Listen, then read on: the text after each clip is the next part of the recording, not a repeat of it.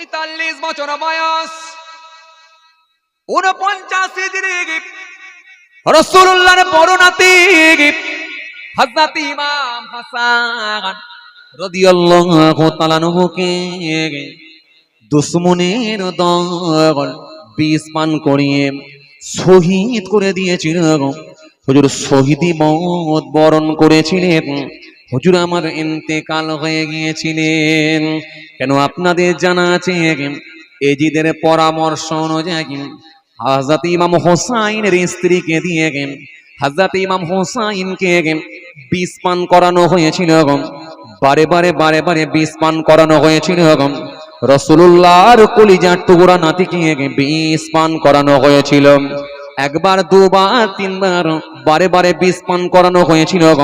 কখনো পাত্রের মধ্যে দিয়ে বিষ খাওয়ানো হয়েছিল, কখনো খেজুরের বীজ ফেলে দিয়ে খেজুরের মধ্যে বিষ ঢুকিয়ে দিয়ে হযরত ইমাম হাসানকে বিষ পান করানো হয়েছিল।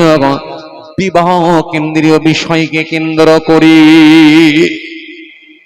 বিবাহ সংক্রান্ত বিষয়কে নিয়ে জি রাসূলুল্লাহর বড় নাতিকে শহীদ করে দেওয়া হয়েছিল। জি, নবীর বড় নাতিকে শহীদ করে দেওয়া হয়েছিল। নবীর বড় নাতি স্ত্রী মদিনার একজন সুন্দরী মহিলা ছিলেন। জি, মদিনার দুশমন সহ্য করতে পারল না।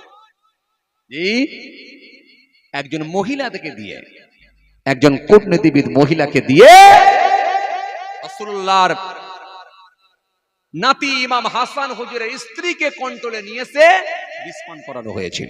তুমি কেন এরকম গরিব ফকির একটা ছেলেকে বিবাহ করলে? তুমি মদিনার একজন সুন্দরী মহিলা, তোমার কত ভালো জায়গায় বিবাহ হবে, কত সুন্দর জায়গায় তোমার বিবাহ হবে। হ্যাঁ, মদিনার একজন তুমি সুন্দরী মহিলা, ভালো জায়গায় একটা বিবাহ হবে, যার অনেক অ্যাসেট থাকবে, অনেক অর্থ থাকবে, বাড়িতে অনেক গৃহপালিত পশু থাকবে, প্রাণী থাকবে। আর তুমি এরকম একটা গরিব ফকির একটা ছেলেকে তুমি বিবাহ করলে। বারবার ষড়যন্ত্র করে রাসূলুল্লাহর নাতি হযরত ইমাম হাসান রাদিয়াল্লাহু তাআলা আনহুর স্ত্রীকে যেভাবে হোক বুঝিয়ে, কলে বলে ছলে কৌশলে বুঝিয়ে নিয়ে ইমাম হাসান হুজুরকে বিষ পান করিয়ে দেওয়া হয়েছিল। বারে যখন বিষ পান করানো হয়েছিল, হুজুর বড় জয়ীফ হয়ে পড়েছিলেন, বড় দুর্বল হয়ে পড়েছিলেন। রাসূলুল্লাহর কলিজার টুকরা নাতি হযরত ইমাম হাসান রাদিয়াল্লাহু তাআলা আনহু তিনি নানা জানের মাজারে গিয়ে নানা জানের ওসিলা দিয়ে দোয়া চেয়েছিলেন। আল্লাহ পাক ওই বিষকে পানিও করে দিয়েছে, ওই বিষকে পানি করে দিয়েছে। রাসূলুল্লাহর কলিজার টুকরা নাতি হযরত ইমাম হাসান রাদিয়াল্লাহু তাআলা আনহু হুজুরকে যখন খেজুরের বীজখানা বের করে নিয়ে গেলেন, ওই খেজুরের মধ্যে বীজ ভরে দিয়ে রাসূলুল্লাহর কলিজার টুকরা নাতিকে যখন বীজ খাইয়ে দেয়া হলো, হুজুরের শরীরের মধ্যে কলিজারে গিয়ে যখন ওই বীজখানা গিয়ে ধাক্কা মারে হুজুরের কলিজা খানা জ্বলে যায়। হুজুর আর সহ্য করতে পারেন না। আল্লাহ নবীর নাতি হযরত ইমাম হাসান রাদিয়াল্লাহু তাআলা আনহু হুজুর দেরি না করে নবীর রওজায়ে মাজারে গেলেন। মাজারে গিয়ে ঝরঝর করে কাঁদতে লাগলেন, তেলাওয়াত করলেন। তেলাওয়াত করে নানা জানের দরবারে গিয়ে আল্লাহর দরবারে হাত তুললেন। নানা জানের ওসিলা দিয়ে দোয়া চেয়েছিলেন। নানা জানের ওসিলাতে আমার আল্লাহ পাক ওই বীজকে পানি করে দিয়েছিলেন। এরকম ভাবে যখন বারে খাওয়ানো হয়, হুজুর বড় জয়ীফ হয়ে পড়েন, বড় কামজোর হয়ে পড়েন, বড় মাজুর হয়ে পড়েন। হুজুর আর রৌদ্রে বার হতে পারতেন না, হুজুর আর দ্রুত হাঁটতে পারতেন না, তাড়াহুড়ো করে হুজুর আর যেতে পারতেন না, রৌদ্রে আর বেরোতে পারতেন না। কেন রৌদ্রের তাপ হুজুরের আর সহ্য হতো না, হুজুর বড় কামজোর হয়ে পড়েছিলেন। অনেক লম্বা ঘটনা। ৪৯ বছর বয়স, এই ৪৯ হিজরি, ৪৫ বছর বয়স, জীবনের শেষ রাত। এই মনে আছে আপনাদের?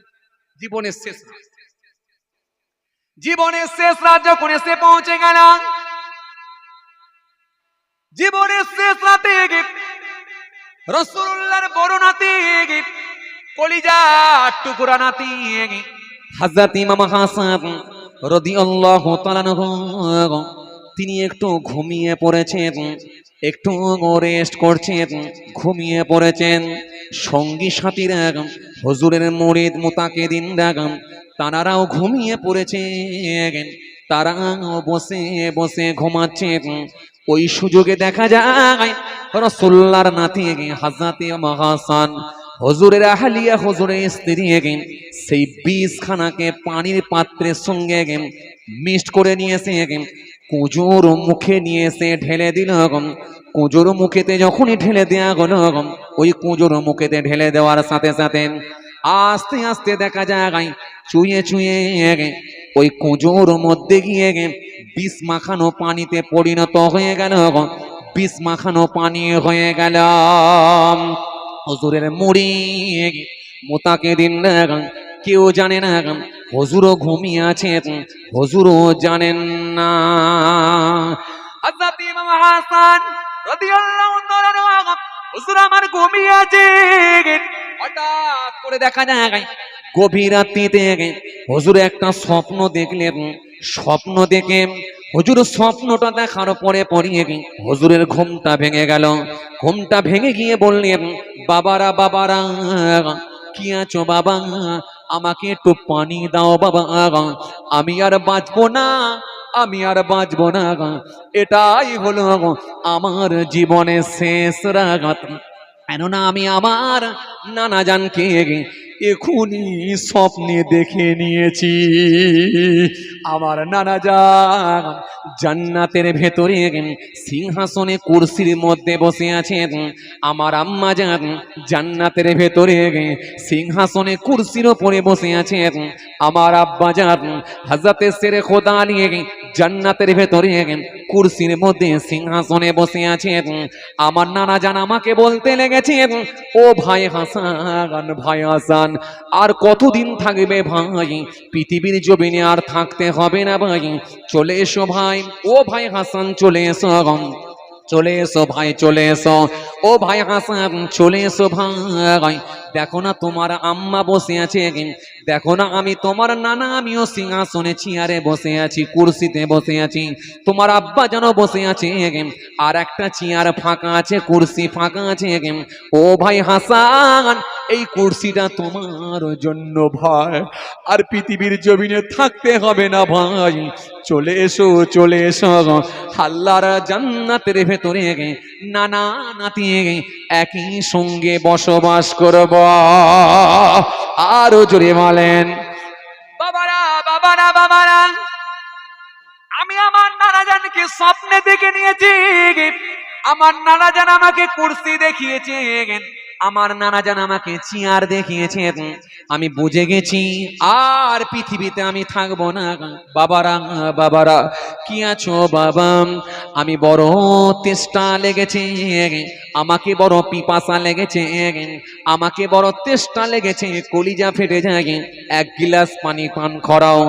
আর পাশেই বসেছিল হুজুরের মুরিদেরা, হুজুরের খাদেম মুরিদ মুতাকিদিনরা, তারা গোল করে বসেছিলেন। আর তেনারা জানতেন না যে কুজোর ভেতরে বিষ ঢেলে দেওয়া হয়েছে। তেনারা না বুঝতে পেরে কুজোর সিলটা কেটে যখনই টাটকা পানি মনে করেন একটা পাত্রে ভরে দিয়ে হযরত ইমাম হাসান হুজুরকে দেয়া গেল। পিপাসায় হুজুর অস্থির হয়ে পড়েছিলেন। যখন এক ঢোকে পানিটা পান করতে লেগেছেন অনেকখানা, যেই পানিটা একেবারে ভিতরে গিয়ে কলিজায় পৌঁছে গেল, হযরত ইমাম হাসান আর তাকতে না পেরে ওই পানির পাত্র খানা নিয়ে জমিনের উপরে ছুঁড়ে দিলেন। দিয়ে হুজুর দাম করে বিছানা থেকে নিচে পড়ে গেলেন, কাতলা মাছের মতো তরপাতে লাগলেন। বাবারা বাবারা বাবারা, বাবারা বাবারা, আমাকে কি পানি পান করালে বাবা, আমার কলিজাটা জ্বলে যায়, পুড়ে যায় বাবা, আমি আর বাঁচবো না, আমি আর বাঁচবো না। এটাই হলো আমার জীবনের শেষ রাত। বাবারা আমি আর বাঁচবো না বাবা। প্রত্যেক মারে আমার নানা যান আখিরি জামানার নবী, দো জাহানের বাদশাহ হাবিবুল্লাহ হযরত নবী মুহাম্মদ রাসূলুল্লাহ সাল্লাল্লাহু আলাইহি ওয়াসাল্লাম হুজুরের রওজা পর্যন্ত আমি পৌঁছাতে পেরেছি। আজকে মনে হয় আর পৌঁছাতে পারবো না, এখনই আমি ইন্তেকাল হয়ে যাব। বাবারা বাবারা, আজ রাত আমার কাটবে না। বাবারা বাবারা, এখনই আমার ছোট ভাইকে ডাকো, ছোট ভাইকে আমার সামনে নিয়ে এসো। খাদেমেরা দৌড়াতে লাগলেন। খবর কানা আজাতে ইমাম হোসাইনের কাছে পৌঁছে গেল। হযরত ইমাম হোসাইন কানতে কানতে ভেউ ভেউ করে কানতে কানতে রাসূলুল্লাহর বড় নাতি বড় ভাইজান হযরত ইমাম হাসান হুজুরের সামনে গিয়ে পৌঁছে গেলেন। পৌঁছে গিয়ে বললেন, বড় ভাইজান কি হয়েছে আমাকে একবার বলুন। আমি ছোট ভাই ইমাম হোসাইন, আমি মোকাবেলা করব। হযরত ইমাম হাসান সেই সময় বলেছিল, ছোট ভাই ও আমার ছোট ভাই, কলিজার টুকুরা ভাই ও আমার ছোট ভাই, তোমাকে মোকাবেলা করতে হবে না, তোমাকে বোঝাপড়া করতে হবে না। আমার আল্লাহ যদি আমাকে হায়াত দেন, আমি যদি সুস্থ হয়ে উঠি, যদি আমি বেঁচে উঠি, যদি আমি সুস্থ হয়ে উঠি, আমি নিশ্চয় জিজ্ঞাসা করব কেন আমাকে বিষ খাওয়ানো হলো। আর যদি আমি সুস্থ হয়ে না উঠি, আমি যদি এই অবস্থায় মারা যাই, ইন্তেকাল হয়ে যাই, তাহলে আমি ইমাম হাসান আল্লাহর রাস্তায় তাকে মাফ করে দিলাম। মৃত্যুর বিছানায় পড়ে আছেন, তবুও মাফ করছেন। মৃত্যুর বিছানায় পড়ে আছেন, তবুও ক্ষমা করছেন। এই হলো ইমাম হাসান হুজুর, রাসূলুল্লাহর কলিজার টুকরা বড় নাতি। হযরত ইমাম হুসাইনকে বলেছিলেন, ও ভাই হুসাইন, যদি আমি হায়াতে ফিরে উঠি, আমি জিজ্ঞাসা করব, আর আমি যদি ইন্তেকাল হয়ে যাই, আমি তাকে মাফ করে দিলাম। তবে ভাই ছোট ভাই, আমি যদি ইন্তেকাল হয়ে যাই, তুমি আমার জানাজার নামাজটা পড়িয়ে দিও গো। আর আমি ইন্তেকাল হয়ে যাবার পরে আমার নানি জানের কাছে এই সংবাদটা অন্তত পৌঁছে দিও। আর আমার নানি জানকে গিয়ে বলবে, আমার নানা জান আমাকে বড় ভালোবাসতেন, পেটে করে নিয়েছেন, কোলে করে নিয়েছেন, পিঠে করে নিয়েছেন। আমার নানা জান ঘোড়া হয়ে আমাকে ঘুরিয়েছেন, চাপিয়েছেন। আমার নানা জান আমাকে বড় ভালোবাসা দিয়েছেন। আমার নানা জান আমাকে বড় মোহাব্বত করেছেন। আমার নানা জান আমাকে কত কপালে চুমা দিয়েছেন, গালেতে চুমা দিয়েছেন। আমি যদি এই অবস্থায় ইন্তেকাল হয়ে যাই, আমার নানি জানকে বলবে, যদি আমার নানি জান হুকুম দেন, অনুমতি দেন, তাহলে নানা জানের পাশে থেকে আমার মাজারটা কবরটা হবে। আর যদি অনুমতি না দেন, তাহলে মদিনার বিখ্যাত গোরস্থান জান্নাতুল বাকির মধ্যে আমাকে দাফন করবে, আর তুমি আমার জানাজার নামাজটা পড়িয়ে দেবে। হযরত ইমাম হাসান রাদিয়াল্লাহু তাআলা আনহু এই কথা বলে আস্তে আস্তে হুজুর চোখটা বন্ধ করলেন, কালেমা জিকির করলেন, লা ইলাহা ইল্লাল্লাহু মুহাম্মাদুর রাসূলুল্লাহ সাল্লাল্লাহু আলাইহি ওয়াসাল্লাম, লা ইলাহা ইল্লাল্লাহু মুহাম্মাদুর রাসূলুল্লাহ সাল্লাল্লাহু আলাইহি ওয়াসাল্লাম, লা ইলাহা ইল্লাল্লাহু মুহাম্মাদুর রাসূলুল্লাহ সাল্লাল্লাহু আলাইহি ওয়াসাল্লাম। এই কালেমা শরীফ পড়তে পড়তে হুজুর শহীদি মওত বরণ করলেন, শাহাদাত বরণ করলেন, ইন্তেকাল হয়ে গেলেন। ইন্না লিল্লাহি ওয়া ইন্না ইলাইহি রাজিউন।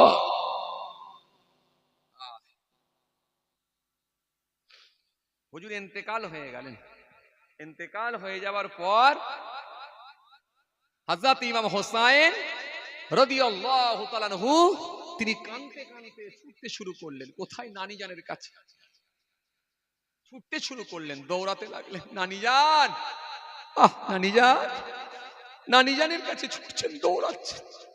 নানি জানের কাছে গিয়ে ঝরঝর করে কাঁদতে লাগলেন, নানি জান, বড় ভাই একদিন ইন্তেকাল হয়ে গেল।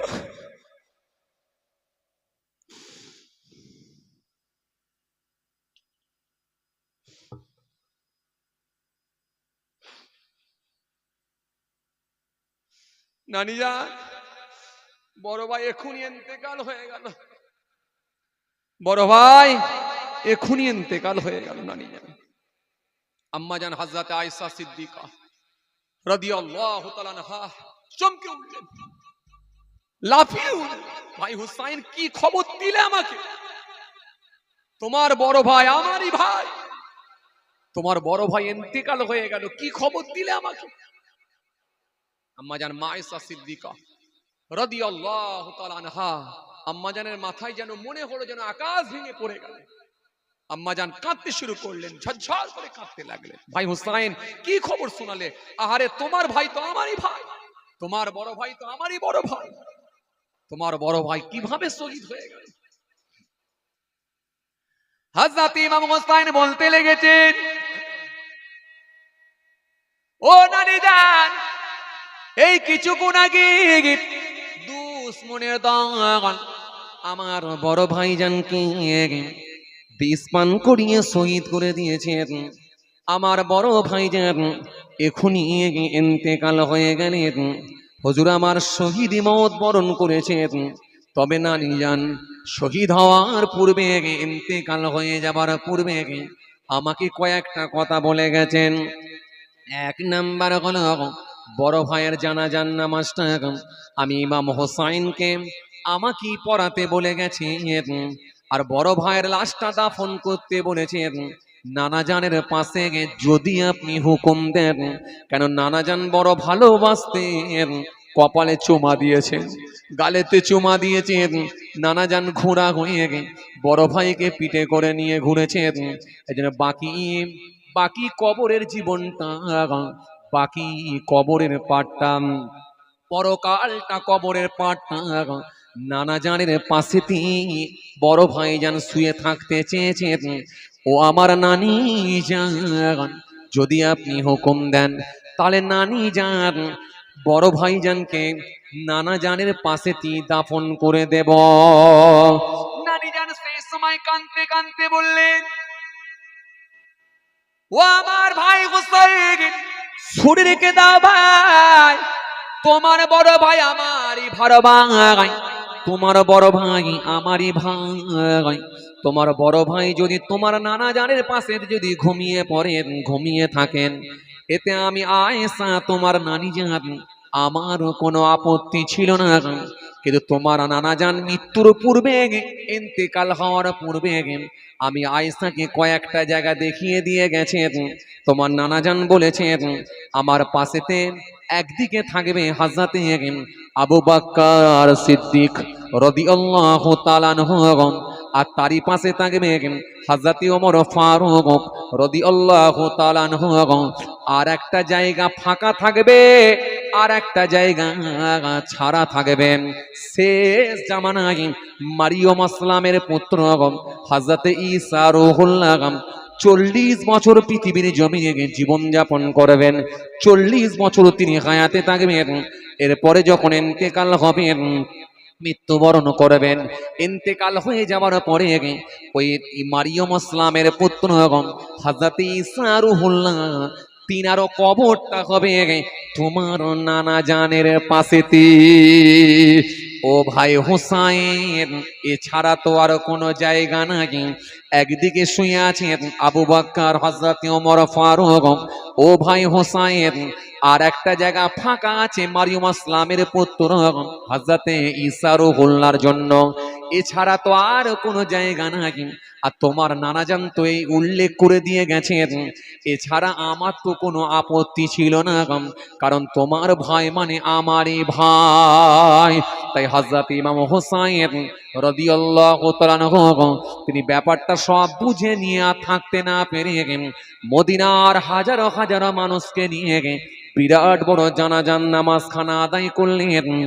ফার্জে কিফায়ার নামাজখানা পড়ে নিয়ে নামাজখানা পড়িয়ে দিয়ে ফার্জে কিফায়ার নামাজখানা আদায় করে নিয়ে মদিনার হাজারো হাজারো মানুষকে নিয়ে কাঁধে করে বড় ভাইয়ের লাশকে নিয়ে মদিনার বিখ্যাত গোরস্থান জান্নাতুল বাকির মধ্যে গিয়ে দাফন করে দিয়েছিলি। কথা কিছু বুঝতে পারছেন? এইভাবে বড় ভাই হযরত ইমাম হাসান রাদিয়াল্লাহু তাআলা আনহু তিনি ইন্তেকাল হয়ে গেলেন। হায়াতে রইলেন ছোট ভাই একা, হযরত ইমাম হুসাইন রাদিয়াল্লাহু তাআলা আনহু মনটা বড় খারাপ। নানা জান ছিলেন তিনি নাই, আব্বাজান ছিলেন তিনিও নাই, আম্মাজান ছিলেন তিনিও নাই, আমার মায়ের পেটের বড় ভাই ছিলেন তিনিও আর নাই। জানি না আমি হোসাইন আর কতদিন পৃথিবীতে থাকবো আমার জানা নাই। হযরত ইমাম হোসাইন মনটা বড় খারাপ, মাঝে মাঝে একটু ঝিমিয়ে থাকেন আর মনে করেন দুই দিকের চোখ দিয়ে পানি ঝরিয়ে দেয়। কারণ আল্লাহর দরবারে কিন্তু আমরা না হলে মুখ দেখাতে পারবো না। যাই হোক ভাইরা আমার, এই মুহররম মাস আমাদের সামনে দিয়ে চলে যাচ্ছে। এই মুহররম মাসের কিছু করণীয় কাজ আছে, কিছু বর্জনীয় কাজ আছে, সেগুলো মূলত আমাদের করা এবং মুহররম মাসে আল্লাহর সন্তুষ্টি অর্জন করা, বেশি বেশি করে কোরআন শরীফ তেলাওয়াত করা। এই মুহররম মাসের অনেক কাজ আছে, সেই কাজগুলো করা। যখনই মুহররম মাস এসে পৌঁছে যায় আমাদের কিছু কথা অন্তত মনে পড়ে যায়। কেন হযরত আদম আসলামকে আমার আল্লাহ পাক বেহেশতে প্রবেশ করিয়েছিলেন, বেহেশতে থেকে বাহির করেছিলেন, হযরত আদম আসলামের তওবাকেও আল্লাহ কবুল করেছিলেন। এরকম একাধিক ঘটনা আপনাদের জানা আছে। লাওহে মাহফুজ আল্লাহ বানিয়েছিলেন। কি কথা বুঝে আসছে? মূসা আসলামকে আল্লাহ পাক দরিয়া পার করিয়ে নিয়েছিলেন। হযরত নূহ আসলামের কিস্তি পাহাড়ে গিয়ে থেকে গিয়েছিল বা লেগে গিয়েছিল, সেটাও 10ই মুহররমই ছিল। সেই দিনের কথা আমাদের স্মরণ করিয়ে দেয়। যদিও কিছু কথা ইখতিলাফ রয়েছে, মতবিরোধ রয়েছে, কেউ বলেছেন 10 তারিখে ঘটেছে, কেউ বলেছেন না মুহররম মাসেই ঘটেছে। তার মধ্য থেকে একেবারে আমরা যেমন হাদিস থেকে প্রমাণ পেয়েছি, যেমন হযরত মূসা কালিমুল্লাহ তিনি দরিয়া পার হয়েছিলেন, এটা একেবারে হাদিস থেকে প্রমাণিত। জি, হযরত নূহ আসলাম আপনাদের জানা আছে তিনি কিস্তি তৈরি করেছিলেন, নৌকা বানিয়েছিলেন, ওই নৌকার উপরে ঈমানদার মানুষগুলোকে নৌকার উপরে তুলে নিয়েছিলেন। যেদিনে হযরত নূহ আসলাম নৌকা থেকে তিনি নৌকাটার গিয়ে পাহাড়ের ধারে গিয়ে লেগে যায়, ঠেকে যায়, যদি পাহাড়ে গিয়ে আটকে যায়, সেদিনটাও কিন্তু মুহররমের 10 তারিখই ছিল। এইরকম ভাবে কিছু কথা আমাদের মনে পড়ে যায় মুহররম মাস আসলি। তার ভেতরে একটা বেদনাদায়ক ঘটনা, যেটা উম্মতে মুহাম্মাদের কাছে বড় কষ্টদায়ক ঘটনা, যেটা উম্মতে মুহাম্মাদের কাছে বড় বেদনাদায়ক ঘটনা, যেটা হলো জি মুহররমের আশুরার দিনে আপনাদের জানা আছে কারবালার ময়দানে যে ইমাম হোসাইন রাদিয়াল্লাহু তাআলা আনহুকে এবং তিনার সঙ্গী সাথীদেরকে, তিনার পরিবার বর্গকে যে নির্মমভাবে হত্যা করা হয়েছিল, শহীদ করে দেওয়া হয়েছিল, সেটাও কিন্তু মুহররমের 10 তারিখ আশুরার দিনই ঘটেছিল। এজন্য উম্মতে মুহাম্মাদের কাছে এই ঘটনাটা বড় বেদনাদায়ক ঘটনা। মনে পড়লে চোখ দিয়ে এক কাতরা পানি ঝরে যায় আর অন্তরে দাগ কাটে, হৃদয়ে আঘাত লাগে। ইমাম হোসাইন হুজুরের কথা এবং ইমাম হাসান হুজুরের কথা এবং রাসূলুল্লাহর কলিজার টুকরাদের মনে পড়লেই, কথা মনে পড়লেই ওর নবীর উম্মতদের অন্তরে হৃদয়ে আঘাত লাগে, কলিজাখানা কম্পন হয়, চোখ দিয়ে পানি ঝরে যায়। ভাইরা আমার, বন্ধুরা আমার, সাথী মহব্বতের ভাইরা, রাসূলুল্লাহ দুই নাতিকে বড় ভালোবাসতেন, হযরত ইমাম হাসান, হযরত ইমাম হোসাইন রাদিয়াল্লাহু তাআলা আনহুমা। হুজুরদেরকে বড় ভালোবাসতেন, বড় মহব্বত করতেন। কিতাবের মধ্যে পাওয়া যায় নবী 3 বাচ্চাকে নিয়ে বসে আছেন, হযরত ইমাম হাসান, হযরত ইমাম হোসাইন আর হযরত রাসূলুল্লাহর কলিজার টুকরা পুত্র হযরত ইব্রাহিম। 3 জনকে নিয়ে নবী বসে আছেন। এমত অবস্থায় হযরত জিবরাইল ফেরেশতা এলেন, ইয়া রাসূলুল্লাহ, হাবিবাল্লাহ হুজুর, এই 3টে বাচ্চার ভেতর থেকে একটা বাচ্চাকে আমার আল্লাহ পছন্দ করেছেন, একটা বাচ্চাকে আমার আল্লাহ নিতে চান, এর ভেতর থেকে আপনি কাকে দিতে চান? আমার নবী সেই সময় 3 বাচ্চার দিকে তাকালেন, ইমাম হাসান, ইমাম হোসাইন হুজুরদের দিকে তাকালেন, তাকিয়ে বললেন, আমার 2 নাতিকে, কলিজার নাতি দুজনকে টেনে নিয়ে ইব্রাহিম হুজুরের দিকে তাকিয়ে বললেন, আমার সন্তান ইব্রাহিম কি আল্লাহর রাস্তায় আমি দিয়ে দিতে চাই। তো এত ভালোবাসতেন 2 নাতিকে। কিতাবের মধ্যে পাওয়া যায় নবী মাঝে মধ্যেই তিনি ঘোড়া হয়ে যেতেন, বাচ্চাদেরকে পিঠে চাপাতেন, চাপিয়ে নবী ঘোড়া হয়ে বাচ্চাদেরকে নিয়ে ঘোরাতেন। কি মহব্বত করতেন, কি ভালোবাসতেন। রাসূলুল্লাহর কলিজার টুকরা 2 নাতিকে এত মহব্বত করতেন, ভালোবাসতেন। এরা আমার নবীর হাসান হোসাইন হুজুরদের কথা বললে শেষ করা যাবে না। নবী এত ভালোবেসেছেন, এত মোহাব্বত করেছেন। কিতাবের মধ্যে পাওয়া যায় একসময় রাসূলুল্লাহ সাল্লাল্লাহু আলাইহি সাল্লাম তিনি দরবারে বসে আছেন। এমত অবস্থায় দেখা যায় দুই জাঙের ওপরে দুই বাচ্চাকে, হযরত ইমাম হাসান, হযরত ইমাম হোসাইন রাদিয়াল্লাহু তাআলা আনহুমা, হুজুরদেরকে দুই জাঙের ওপরে বসিয়ে নিয়ে আল্লাহ নবী কিছু কথোপকথন করছেন, ভালোবাসছেন, বাচ্চাদের সঙ্গে কথোপকথন করছেন, আদর করছেন। এমত অবস্থায় দেখা যায় হযরতে জিবরাইল আলাইহিস সালাম, জিবরাইল ফেরেশতা জিবরাইল আলাইহিস সালাম তিনি রাসূলুল্লাহর একজন সাহাবীর আকৃতি ধারণ করে নবীর দরবারে এসে পৌঁছালেন। নবীর দরবারে যখন এসে পৌঁছালেন, আল্লাহ নবী সাল্লাল্লাহু আলাইহি ওয়াসাল্লামকে এসে সালাম দিলেন। নবী সালামের জবাব দিলেন। এমত অবস্থায় নবীর সঙ্গে কথোপকথন শুরু হলো। হঠাৎ করে দেখা যায় দুই বাচ্চা আর ঠিক না থাকতে পেরে হযরতে জিবরাইল আলাইহিস সালামের হাতগুলোকে একটু গিয়ে ঘষাঘষি করতে লেগেছেন, পকেটে গিয়ে, কোমরে গিয়ে, পকেটে গিয়ে হাত দিতে লেগেছেন, যেন কিছু একটা খোঁজাখুঁজি করছেন। নবী দুই বাচ্চাকে হাত ধরে টেনে নিচ্ছেন।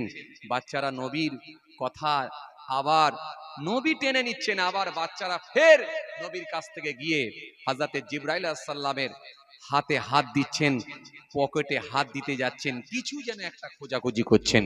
যখন এই রকম কয়েকবার হয়েছে, হযরতে জিবরাইল ফেরেশতা বললেন, ইয়া রাসূলুল্লাহ, হাবিবাল্লাহ হুজুর, এই বাচ্চাগুলো যেন মনে হচ্ছে কিছু একটা খুঁজছে। হুজুর, এই বাচ্চাগুলো কি চাইছে একটু আমাকে বলুন তো। হে তরুণিয়া নওজওয়ান জামাকেরা, হে আমার মুরব্বিরা, বাবারা শুনে রেখে দেখে কিতাবের মধ্যে পাওয়া যায় আল্লাহ নবী সেই সময় বলেছিলেন, সেই সময় আমার নবী সুন্দর করে বলেছিলেন, ও হযরতে জিবরাইল ফেরেশতা, এই বাচ্চাগুলো আপনাকে চিনতে পারে না, এই বাচ্চাগুলো আপনাকে বুঝতে পারে না, আপনি যেন কিছু খারাপ মনে নেবেন না, বাচ্চাগুলোর কথা যেন আপনি খারাপ ভাববেন না। হযরতে জিবরাইল ফেরেশতা বলেছিলেন, ইয়া রাসূলুল্লাহ, ইয়া হাবিবাল্লাহ, হুজুর, ও আল্লাহ নবী, এই বাচ্চাগুলো কি খুঁজছে একটু অন্তত আমাকে বলুন। আল্লাহ নবী সেই সময় বলেছিলেন, আমার এক সাহাবী ছিলেন, আমার এক সাহাবী আছেন, যার নাম হলো দাইয়াতুল কলব। এই দাইয়াতুল কলবে আমার এক সাহাবী, যে সাহাবী আমার এই নাতি দুইজনাকে বড় ভালোবাসেন, বড় মহব্বত করেন। আমার নাতি দুইজনের সামনে যখন এসে পৌঁছে যান, নাতি দুজনার জন্য কিছু উপরকম কিছু খাবার অন্তত বাচ্চাদের জন্য নিয়ে আসেন, প্রত্যেক দিন নিয়ে আসেন। যখনই আমার কাছে আসেন খাবার নিয়ে আসেন, কিন্তু আজকে আপনি ওই আমার ওই সাহাবীর আকৃতি ধারণ করে এসেছেন, তাই এই বাচ্চাগুলো বুঝে উঠতে না পেরে আপনি যে ফারেস্তা, আপনি যে হযরতে জিবরাইল, এটা এরা জানে না। তাই আপনার হাতে হাত লাগাই, আপনার পকেটে হাত বোলাতে শুরু করেছে। ভাই জিবরাইল যেন কিছু ভাববেন না, কষ্ট নেবেন না। ভাই জিবরাইল যেন কিছু মনে কষ্ট নেবেন না, কিছু দুঃখ নেবেন না। বাচ্চাগুলো আপনাকে চিনতে পারে না, এই বাচ্চাগুলো আপনাকে বুঝতে পারে না। আমার সাহাবীর আকৃতি ধারণ করে আপনি এসেছেন, এরা বাচ্চা মানুষ তো, তাই বুঝতে পারে না, তাই আমি বারে বারে টেনে নিচ্ছি। হযরতে জিবরাইল ফেরেশতা কথা শোনার পরে হযরতে জিবরাইল বলেছিলেন, ও আল্লাহর নবী, বিয়াদবি নেবেন না হুজুর, বিয়াদবি নেবেন না। এই বাচ্চাগুলোকে অন্তত একটু বুঝিয়ে রাখুন, বাচ্চাগুলোকে একটু অন্তত শান্ত করুন। ও আল্লাহর নবী, আমি এখনই একবার আসছি, একটু অন্তত শান্ত করুন। কিতাবের মধ্যে পাওয়া যায় হযরতে জিবরাইল কোথায় গায়েব হয়ে গেলেন, কোথায় অদৃশ্য হয়ে গেলেন। হযরতে জিবরাইলের আর কোনো খবর পাওয়া গেল না, কোথায় মুহূর্তের মধ্যে গায়েব হয়ে গেলেন। কিছুক্ষণের মধ্যেই দেখা যায় হযরতে জিবরাইল ফেরেশতা হাতেতে তরতাজা ফল নিয়ে, সুন্দর ফল নিয়ে, বিভিন্ন রকমের ফল নিয়ে রাসূলুল্লাহ দরবারে এসে হাজির হয়ে গেলেন। ওয়াল্লাহ নবী, এই বাচ্চাগুলোকে খাওয়ান, এই ফল নিয়ে এসেছি, এই ফলটা দুনিয়ার কোনো ফল নয়, এটা হলো আল্লাহর জান্নাতের ফল। বলবেন না, জান্নাতের ফল খাওয়ান বাচ্চাদেরকে। আল্লাহ নবী একটু মুচকি হাসলেন। বাচ্চা মানুষগুলোকে যখন ওই ফল ধরিয়ে দেয়া হলো, বাচ্চারাও আনন্দের সঙ্গে খেতে শুরু করলো। বাচ্চা মানুষ আনন্দের সঙ্গে ফল খাচ্ছে, আনন্দের সঙ্গে ফল খেতে লেগেছেন, ফল খাচ্ছে। বেশ কিছুক্ষণ নবীর সঙ্গে কথোপকথন হলো। হযরতে জিবরাইল আলাইহিস সালাম, জিবরাইল ফেরেশতা যখন বেশ কিছুক্ষণ কথোপকথন হলো, হওয়ার পরে আল্লাহ নবীকে একটু বলতে লেগেছেন, হুজুর একটা কথা বলবো। কি বলো জিবরাইল? হুজুর, এই যে বাচ্চাগুলো, এই বাচ্চাগুলোর সৌভাগ্য কত, এই বাচ্চাগুলোর নসিব কত, এই বাচ্চাগুলো কত ভাগ্যবান। এই বাচ্চাগুলোর মতো সৌভাগ্য পৃথিবীর জমিনে, আল্লাহর জমিনে আর কারোর হবে না। কারণ এই বাচ্চাগুলো দুনিয়ার জমিনে, আল্লাহর জমিনে আখিরি নবী, নূর নবী হযরতে নবী মুস্তাফা সাল্লাল্লাহু আলাইহি ওয়াসাল্লাম হুজুরের কোলে বসে আল্লাহর জান্নাতের ফল খেতে শুরু করেছে। একটু জোরে বলতে পারেন না? হুজুর, যে জান্নাত আল্লাহ দান করেন কাকে? মারা যাবার পর, ইন্তেকাল হয়ে যাবার পর যে মানুষটা ঈমানদার, তাকে আল্লাহ জান্নাত দেবেন বলে আল্লাহ ঘোষণা দিয়েছেন। কোরআন শরীফের মধ্যে আল্লাহ বলেছেন, ইন্নাল্লাযীনা আমানু ওয়া আমিলুস সলিহাত কানাত লাহুম জান্নাতুল ফিরদাউসি নুজুলা। নিশ্চয় যারা ঈমান এনেছে আর পৃথিবীর জমিনে সৎ কর্ম, ভালো কাজগুলো করেছে, আমি আল্লাহ কথা দিচ্ছি তাদের জন্যই রয়েছে আমার জান্নাতুল ফিরদাউস। জোরে বলবেন না? আবার অন্য জায়গায় আল্লাহ বললেন, কি বললেন? জান্নাত আমি দেব। ইন্নাল্লাযীনা আমানু ওয়া আমিলুস সলিহাত লাহুম জান্নাতুন তাজরি মিন তাহতিহাল আনহার যালিকাল ফাওজুল কাবীর। আমি আল্লাহ পাক জান্নাত দেব। কাদেরকে? ওই মানুষগুলোকে। কাদেরকে? নিশ্চয় যারা ঈমান এনেছে, সৎ কর্ম, ভালো কাজগুলো করেছে, আমি আল্লাহ তাদেরকে জান্নাত দেব, যে জান্নাতের তলদেশ দিয়ে প্রবাহিত হবে নহর। জোরে বলতে পারেন না? আরো জোরে হয় না? জান্নাত আমি আল্লাহ দেব, জান্নাতের তলদেশ দিয়ে প্রবাহিত হবে নহর। যে নহর প্রবাহিত হবে জান্নাতের তলদেশ দিয়ে, জান্নাতের তলদেশ দিয়ে প্রবাহিত হবে নহর। যে জান্নাতটা এমনই জান্নাত, সারা পৃথিবীতে, গোটা পৃথিবীর মানুষ যদিও চাই জান্নাতের মতো একটা বাংলো বানাবো, জান্নাতের মতো বাংলো বানাবেন কারোর ক্ষমতা হবে না। সারা ভারতবর্ষের জমিনে সব থেকে যিনি ধনী লোক, তিনিও জান্নাতের মতো একটা বাংলো বানাতে পারবে না। সারা পৃথিবীর জমিনে যে কোনো কান্ট্রি, যে কোনো দেশের দিকে তাকান না কেন, জান্নাতের মতো বাংলো বানাবার ক্ষমতা আল্লাহ কারোর দেন নিয়ে। অথচ আমার আল্লাহ কথা দিয়েছেন, আমার আল্লাহ ওয়াদা দিয়েছেন, নিশ্চয় যারা ঈমান আনবে আর পৃথিবীর জমিনে সৎ কর্ম, ভালো কাজগুলো করবে, আমি আল্লাহ কথা দিচ্ছি তাদেরকে জান্নাত দেব। যে জান্নাতের তলদেশ দিয়ে নহর প্রবাহিত হবে। হতে পারে সেটা মধুর নহর, হতে পারে সেটা সারাবের নহর, হতে পারে সেটা পানির নহর, হতে পারে সেটা দুধের নহর। যে জান্নাত এমন বাংলো, একটা করে সোনার ইট, একটা করে রূপার ইট, একটা করে সোনার ইট, একটা করে রূপার ইট দিয়ে বাংলো বানানো হবে। যে জান্নাতের মাটিটা হবে ময়দার থেকে বেশি সাদা, আর ভেতরে ঢুকে গেলে এত আরাম লাগবে না আর কোনো আমল বাবা। যে জান্নাত আমার আল্লাহ দেবেন বলে ওয়াদা দিয়েছেন, ওখানে ভেতরে ঢুকে গেলে আর কোনো ধর্ম লাগবে না, আর কোনো কর্ম লাগবে না। মানুষ যদি একবার ইচ্ছা লাগে, যেটা আপনার খেতে ইচ্ছা লাগবে সেটাই আপনার সামনে হাজির আল্লাহ করে দেবে, এবং আপনি যেটা খেতে ইচ্ছা পছন্দ করবেন সেটাই আপনার সামনে পৌঁছে যাবে।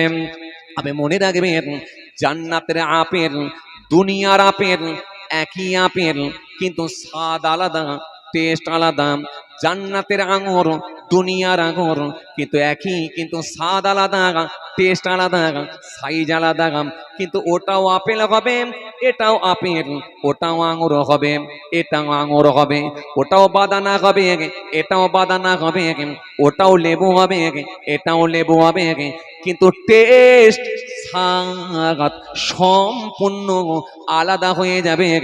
যাতে করে মানুষের সুবিধার্থে, কেন মানুষ ওখানের আপেল এখানের আপেল যদি একই রকমের না হয় মানুষ তো চিনতে পারবে না।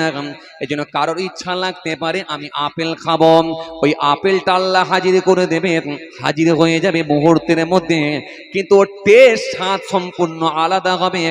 পৃথিবীর আপেলের সঙ্গে আর জান্নাতের আপেলের কোনো মিল থাকবে না, স্বাদের ক্ষেত্রে মজার ক্ষেত্রে সম্পূর্ণ আলাদা হয়ে যাবে। এখন আপনার ইচ্ছা লাগতে পারে আঙ্গুর খাবো, কথা বলে না, ইচ্ছা লাগতে পারে না যে আঙ্গুর খাবো, কিন্তু আপনি পৃথিবীর জমিনে যে আঙ্গুর দেখেছেন, এখন যদি সেখানে ওই একই ডিজাইনের আঙ্গুর যদি না হয়, তাহলে তো আপনি নিজেও গুলিয়ে ফেলবেন যে আসলে এটা আঙ্গুর না অন্য কিছু।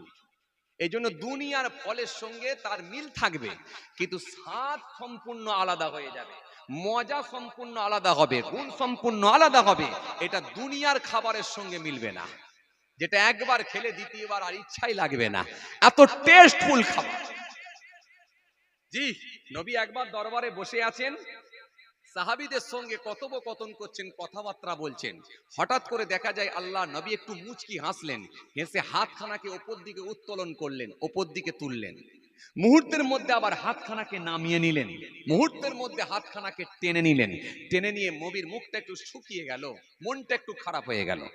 সাহাবায়ে কেরামের এই দৃশ্য, নবীর ফেসটা দেখে সাহাবায়ে কেরামের একটু কনফিউজের মধ্যে পড়ে গেলেন, একটু কনফিউজের মধ্যে পড়ে গেলেন, একটু চিন্তিত হয়ে পড়লেন যে হঠাৎ করে নবী ওপর দিকে হাত তুললেন, তুলে একবার মুচকি হাসলেন, আবার হাত টেনে নিলেন, টেনে নিয়ে নবীর মুখটা ফেসটা চেঞ্জ হয়ে গেল। কেন? মুখ ফেস যখন চেঞ্জ হয়, একটা মানুষের মুখটা ফেসটা যখন তার লুকটা যখন চেঞ্জ হয়ে যায়, তখন মানুষটাকে অনেকটা ধারণা করা যায় যে মানুষটা কি বুঝতে চাইছে বা কি বলতে চাইছে। দেখবেন খোশ মেজাজে থাকলে তার মুখে দেখবেন হাসি হাসি ভাব, তখন মানুষটা খুব খুশিতে আছে বা শান্তিতে আছে। আবার যখন দেখবেন লোকটা খুব রাগান্বিত হয়ে গেছে বা রেগে গেছে, কারোর ওপরে রাগ হয়ে গেছে, তার মধ্যে একটা গুসা রাগ তৈরি হয়েছে, রাগ তৈরি হয়ে গেলে দেখবেন ফেসটা তার আলাদা হয়ে যায়, হয় না? তার চেহারাতে কিন্তু ফুটে উঠে সে রেগে আছে না সে কি বলে আনন্দের মধ্যে আছে, তার চেহারাই কিন্তু পরিষ্কার হয়, ফুটে ওঠে। নবী যখন একবার মুচকি হেসেছেন, হাতখানাকে তুলেছেন, আবার হাতটা নামিয়ে নিলেন, নামিয়ে নেওয়ার সাথে সাথে নবী আবার কি বলে মুখের ফেসটা পাল্টে গেল। সাহাবায়ে কেরামের একটু টেনশনের মধ্যে পড়ে গেলেন, একটু চিন্তিত হলেন। আল্লাহ নবী সাল্লাল্লাহু আলাইহি ওয়াসাল্লামকে জিজ্ঞাসা করলেন, ইয়া রাসূলুল্লাহ, হাবিব আল্লাহ, হুজুর বেয়াদবি নেবেন না, একটু বলবো হুজুর? কি বলো আমার সাহাবীরা? ও আল্লাহ নবী, একবার আপনার মুখের দিকে তাকালাম, আপনি বড্ড হাসি হাসি মুখ, হাতখানাকে উপর দিকে তুললেন, মুহূর্তের মধ্যে দেখলাম আবার হাতটাকে নামিয়ে নিলেন, মুহূর্তের মধ্যে দেখলাম আবার হাতটাকে টেনে নিলেন। এই হাতটাকে টেনে নিলেন, নিয়ে দেখলাম আপনার ফেস, মুখটা, চেহারার আকৃতি বা ফেসটা, লুকটা আপনার পাল্টে গেল, যেন আপনি বড় নারাজ হয়ে গেলেন, অসন্তুষ্ট হয়ে গেলেন। হুজুর এই দুরকম হয়ে গেল কেন? আমরা বুঝে উঠতে পারলাম না, যদি একটু ব্যাপারটা বুঝিয়ে বলতেন। কথা শুনছেন বাবাজি? এই কথা শুনছেন? জি, যদি একটু বুঝিয়ে বলতেন। আমি বেশি সময় করব না, অল্প সময় কিছু আলোচনা করছি, একটু খেয়াল করেন। জি হুজুর, যদি একটু বুঝিয়ে বলতেন। আল্লাহ নবী সেই সময় বলেছিলেন, ও আমার সাহাবীরা শুনে রেখে দাও, আমি হলাম নবী, আমি হলাম রাসূল। আমাকে আমার আল্লাহ যা জানান তোমাদেরকে তা জানান না, আমাকে আমার আল্লাহ যা দেখান তোমাদেরকে তা দেখান না। বাবা সাবিরাম, দরবারে বসে তোমাদের সঙ্গে কথোপকথন করছিলাম, কথাবার্তা বলছিলাম। হঠাৎ করে আমার আল্লাহ হযরতে জিবরাইল ফেরেশতাকে দিয়ে জান্নাতটা আমাকে দেখিয়ে দিলেন। জোরে বলবেন না, আরো জোরে হয় না? জান্নাতটা যখন আমি দেখতে পেলাম আমার মনে আনন্দ জেগে উঠল, আমি বড় খুশি হয়ে গেলাম। ও আমার সাহাবীরা শুনে রেখে দেখো, জান্নাতের আঙুর আমার আল্লাহ, জান্নাতের আঙুর গুলো, জান্নাতের আঙুরের গাছ হযরতে জিবরাইল ফেরেশতা আমার সামনে দেখালেন। যখনই আমি জান্নাতের টাটকা আঙুর দেখতে পেলাম, কি সুন্দর আঙুর, একটা খেতে পারলে জান ঠান্ডা হয়ে যাবে, এই কথা মনে করে যখন আঙুরের দিকে আমি তাকিয়ে দেখলাম, জান্নাতের আঙুর খানা দেখে আমি রাসূলুল্লাহ আর সহ্য করতে পারলাম না। আমি আমার হাতকে উত্তোলন করলাম, হাতখানাকে তুলে ধরলাম, হাতখানাকে তুলে ধরে যখনই আমি আঙুর খানা পাড়তে গেলাম, হঠাৎ করে দেখা যায় ওই জান্নাতের আঙুর খানা, ওই জান্নাত খানা কোথায় সরে গেল। মুহূর্তের মধ্যে আমার সামনে জাহান্নামটা দেখানো হলো। জাহান্নামের যে বিকট গর্জন, জাহান্নামের যে আওয়াজ, জাহান্নামের যে ভয়ঙ্কর ডাক, জাহান্নামের যে আওয়াজ, জাহান্নামের যে ডাক, জাহান্নামের যে গর্জন আমার কানে এসে আওয়াজ পৌঁছে গেল। জাহান্নামের ভয়ঙ্কর দৃশ্য যখন আমি দেখলাম, আমি আমার হাতখানাকে নামিয়ে দিলাম, আমি আমার হাতখানাকে টেনে নিলাম। আমার মনটা বড় খারাপ হয়ে গেল, আমার মনটা বড় শুকিয়ে গেল, মুখটা পাল্টে গেল। ও আমার সাহাবীরা শুনে গেলাম, কেননা আমার আল্লাহ পাক জাহান্নামটা বানিয়েছেন ক্রোধ দ্বারা, রাগ দ্বারা, গুসা দ্বারা জাহান্নাম বানিয়েছেন। জাহান্নামটা আমার আল্লাহ বানিয়েছেন লোভ দিয়ে, রাগ দিয়ে, গুসা দিয়ে, চাহিদা দিয়ে আল্লাহ জাহান্নাম বানিয়েছেন। এই জন্য পৃথিবীর মানুষ, যে মানুষগুলো এই জিনিসগুলোকে বর্জন করতে পারবে, তার লোভকে সে কন্ট্রোল করতে পারবে, চাহিদা থেকে সে বিরত থাকতে পারবে, দুনিয়ার মোহ থেকে নিজেকে লুকিয়ে নিতে পারবে, দুনিয়ার মোহ থেকে দিনকে বাঁচাতে পারবে। যদি সে অন্যায় কাজগুলো থেকে বিরত থাকতে পারে, তাহলে জাহান্নামের আগুন থেকে সে বাঁচতে পারবে। কেন জান্নাতটা আমার আল্লাহ বানিয়েছেন শান্তি দিয়ে, সুখ দিয়ে, আরাম দিয়ে, ভালোবাসা দিয়ে জান্নাত আল্লাহ বানিয়ে দিয়েছেন। যে জান্নাত সর্বসময়, জান্নাত সর্বসময়, জান্নাত সর্বসময় আকাঙ্ক্ষা করে, আশা করে আমার ভেতরে ভালো মানুষগুলো আসুক, আমার ভেতরে ভালো মানুষগুলো আসুক, আমার ভেতরে ভালো মানুষগুলো আসুক। জান্নাত সর্বসময় ইচ্ছা পোষণ করে, আকাঙ্ক্ষা করে আমার ভেতরে ভালো মানুষগুলো আসুক। এই জন্য ভালো মানুষ, স্বচ্ছ মানুষগুলো জান্নাতে যাবে। ও আমার সাহাবীরা শুনে রাখো, ওই আঙুর যখন আমি দেখেছিলাম, হাতখানাকে উত্তোলন করেছিলাম, আর যখন আঙুরটা সরিয়ে দেওয়া হয়েছিল, হাতটাকে আমি নামিয়ে নিয়েছিলাম। তবে আমার সাহাবীরা শুনে রেখে দাও, জেনে রেখে দাও, যদি ওই আঙুরের ভেতর থেকে একটা আঙুর যদি আমি পেরে নিতে পারতাম, একটা আঙুর যদি আমি এগিয়ে নিয়ে আসতে পারতাম, তাহলে সারা পৃথিবীর জমিনে তোমরা, পৃথিবীর মানুষ আল্লাহর জমিনে বসে বসে ওই আঙুর খানা খেতে পারত। কিন্তু জান্নাতের আঙুর দুনিয়ার মানুষ পাবে না, তাই আমার আল্লাহ সরিয়ে দিয়েছিলেন। একমাত্র স্পেশাল করে আল্লাহ খাইয়েছিলেন কানাদেরকে রাসূলুল্লাহর দুই নাতি, কলিজার টুকরা নাতি হযরত ইমাম হাসান, হযরত ইমাম হোসাইন রাদিয়াল্লাহু তাআলা আনহুমা। কথা কিছু বুঝতে পারছেন? সেই প্রথমের দিকে ফিরে এলাম, যেখান থেকে বলতে বলতে বলতে বলতে আমি এত দূর চলে এলাম। জান্নাত প্রসঙ্গ এসে গেল বলে তাই একটু টাচ করলাম। এমন বাংলো আল্লাহ জান্নাতি মানুষদেরকে দেবেন, পৃথিবীর জমিনে, গোটা পৃথিবীর জমিনে এই বাংলো বানাবার মতো কারোর ক্ষমতা হয় না, হবে না। সারা ভারতবর্ষের জমিনে যদি আপনি খুঁজে দেখেন, এই ভারতবর্ষের জমিনে সব থেকে ধনী লোককে বলেন? আম্বানি, মুকেশ আম্বানি। বাংলাদেশ যদি আপনি খুঁজে দেখেন, পাশের দেশ বাংলাদেশ, বাংলাদেশের জমিনে সব থেকে ধনী লোককে জানা নাই। চলুন জাপানের দিকে যদি তাকান, জাপানের জমিনে সব থেকে ধনী লোককে জানা নাই, বাদ দেন, তাকান তাকান। চলুন দুবাইয়ের দিকে যদি তাকান, দুবাইয়ের জমিনে সব থেকে ধনী লোককে জানা নাই, বাদ দেন, তাকান। বলবেন হুজুর দুবাইয়ের লোক তো আমি নই, আর আমার জানারও কোনো দরকার নাই। হুজুর আমি বাংলাদেশের লোক নই, তো আমার জানারও কোনো দরকার নাই। হুজুর আমি আমেরিকার লোক নই, তো আমার জানারও কোনো দরকার নাই। তাই ভারতের লোক ভারতটাই জেনেছি, একদম ঠিক। এই আপনাদের ওপরে কোনো কথা বলার জায়গা নাই, যেহেতু আমি আমার দেশকে নিয়ে ভাবি আর আমার বাংলাকে নিয়ে ভাবি। আমি এই দেশ ভারতবর্ষ আমার দেশ, এই দেশকে নিয়ে আমি গর্ববোধ করি।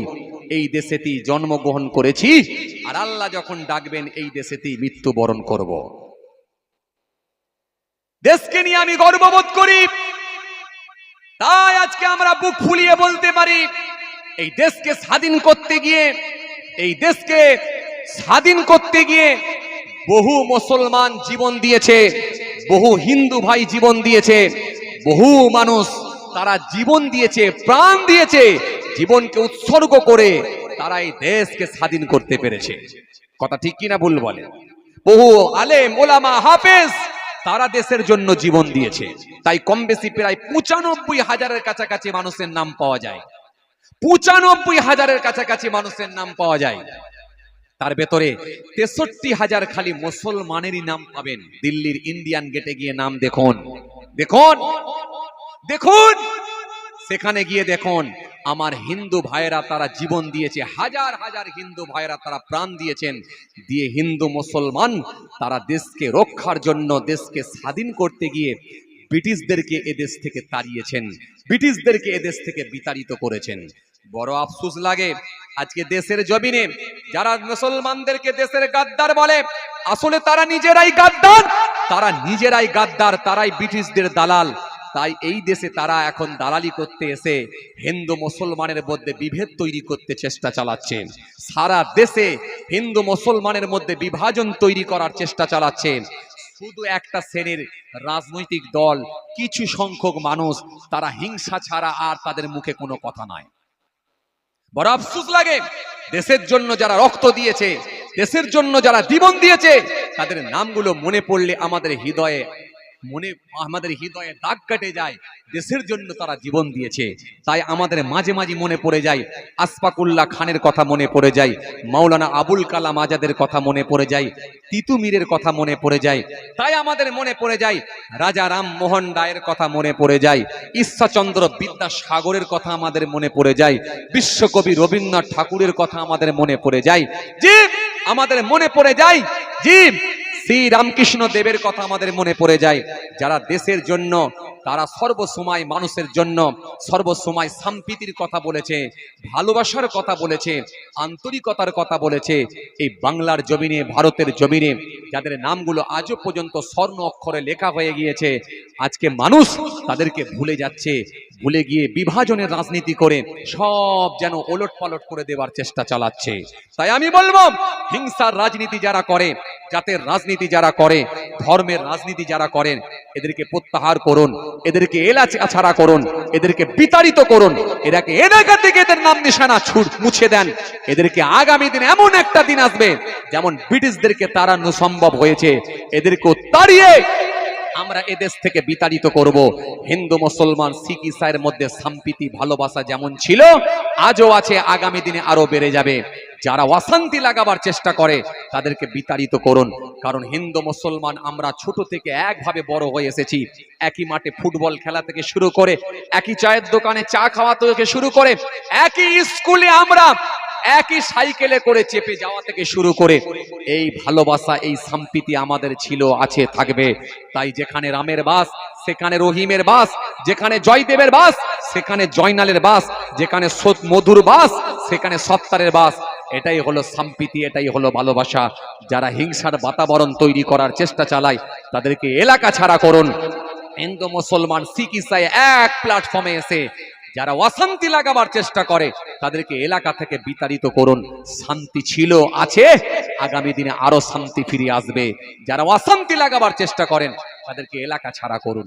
যাই হোক, আমি কোনো রাজনীতির লোক নয়, কারোর পক্ষপাতিত্ব করে আমি কথা বলি না। বর্তমান সিচুয়েশনের দিকে লক্ষ্য করে দুটো একটা কথা টাচ দিচ্ছি। চলুন আলোচনার দিকে আগিয়ে যাই, যেদিক থেকে আমি ছেড়ে এলাম। তো এই পৃথিবীর জমিনে ভাগ্যবান ব্যক্তি যারা জান্নাতের ফল খাওয়ার সৌভাগ্য হয়েছিল, রাসূলুল্লাহর দুই নাতি, কলিজার টুকরা নাতি, হযরত ইমাম হাসান, হযরত ইমাম হোসাইন রাদিয়াল্লাহু তাআলা আনহুমা। দুই নাতিকে আল্লাহ পাক ভালোবেসে নিয়েছিলেন, নবীর কোলে বসে বসে ফল খেয়েছে। হে তরুণিয়া নওজওয়ান জামাকেরা, হে আমার মুরব্বিয়ানেরা, বাবা রাসূলকে দেখেন কিতাবের মধ্যে পাওয়া যায় রাসূলুল্লাহর দুই নাতি হযরত ইমাম হাসান, হযরত ইমাম হোসাইন রাদিয়াল্লাহু তাআলা আনহুমা। হুজুর দুইজনা বসে বসে যখন ফল খাচ্ছেন, মুহূর্তের মধ্যে দেখা যায় হযরতে জিবরাইল ফেরেশতা বললেন, ও আল্লাহর নবী, বিয়াদবি নেবেন না হুজুর, আপনার এই নাতিদের মতো ভাগ্যবান ব্যক্তি কি আর কেউ হবে? আল্লাহর জমিনে বসে বসে দোনোজাহানের বাদশাহ আখরি নবীর কোলে বসে বসে জান্নাতের ফল খেতে লেগেছি। ও আল্লাহ নবী, তবে আপনার এই নাতি দুজনের ওপরে আমার আল্লাহ পরীক্ষা নেবেন, আমার আল্লাহ পাক পরীক্ষা নেবেন। আপনার নাতিদের মৃত্যু, নাতিরা যখন ইন্তেকাল করবেন, ইন্তেকালটা বড় কঠিন হয়ে যাবে, সেই সময়টা বড় কঠিন হয়ে যাবে। কেন আপনার বড় নাতিকে দুশমনের দল বিষ পান করিয়ে শহীদ করে দেবে, আর আপনার ছোট নাতিকে হযরত ইমাম হোসাইন রাদিয়াল্লাহু তাআলা আনহুকে কারবালার ময়দানে সমস্ত পরিবার বর্গকে এবং নবীর কলিজার টুকরা নাতিকে ইমাম হোসাইনকেও শহীদ করে দেয়া হবে। ও আল্লাহর নবী, বিয়াদবি নেবেন না, আপনার বড় নাতি যখন ইন্তেকাল হয়ে যাবে তার গোটা শরীরটা সবুজ বর্ণের হয়ে যাবে, নীল কালারের হয়ে যাবে, সবুজ কালারের হয়ে যাবে, নীল কালারের হয়ে যাবে, যার কারণে আমার আল্লাহ পাক জান্নাতের ভেতরে আপনার বড় নাতিকে ভালোবেসে বড় নাতির জন্য সবুজ কালারের একটা ঘর আল্লাহ রেখে দিয়েছি। ও আল্লাহ নবী, বিয়াদবি নেবেন না হুজুর, আপনার ছোট নাতি হযরত ইমাম হোসাইন রাদিয়াল্লাহু তাআলা আনহুকে কারবালা ময়দানে যখন দুশমনের দল শহীদ করে দেবে, জমিনটা রক্তে লাল হয়ে যাবে। ও আল্লাহ নবী, জমিনটা রক্তে লাল হয়ে যাবে। ফারেশতারা চিৎকার দেবে, হাই হোসেন, হাই হোসেন। জেনেরা চিৎকার দেবে, হাই হোসেন, হাই হোসেন, হাই হোসেন, হাই হোসেন। গোটা পৃথিবী অন্ধকার হয়ে যাবে, জমিনখানা কম্পন হবে। ও আল্লাহ নবী, আপনার ছোট নাতি শহীদি মত বরণ করবে, জমিনটা রক্তে লাল হয়ে যাবে। এই জন্য আমার আল্লাহ জান্নাতের ভেতরে আপনার ছোট নাতির জন্য একটা লাল কালারের ঘর আল্লাহ রেখে দিয়েছেন। ও আল্লাহ নবী, ভেঙে পড়বেন না। ও আল্লাহ নবী, মন খারাপ করবেন না। আপনার এই নাতি দুইজনের ওপরে কঠিন মুসিবত চলবে, কঠিন পরীক্ষা চলবে, কঠিন মুসিবত চলবে। ও আল্লাহ নবী, সেই দিনগুলো কিন্তু বড় কঠিন হয়ে যাবে। ও আল্লাহ নবী, ভেঙে পড়বেন না, মন খারাপ করবেন না, কারণ আমার আল্লাহ পাক কাল কিয়ামতের ময়দানে আপনার এই দুইজন নাতিদেরকে দেখিয়ে, কাল কিয়ামতের ময়দানে আপনার দুই নাতিকে দেখিয়ে কোটি কোটি উম্মতদেরকে আপনার ওসিলায় আল্লাহ জান্নাত করে দেবে।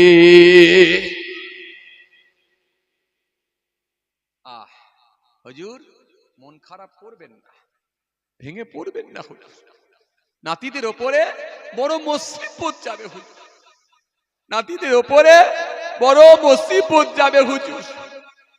আপনার বড় নাতিকেও শহীদ করে দেয়া হবে, আপনার ছোট নাতিকেও শহীদ করে দেয়া হবে।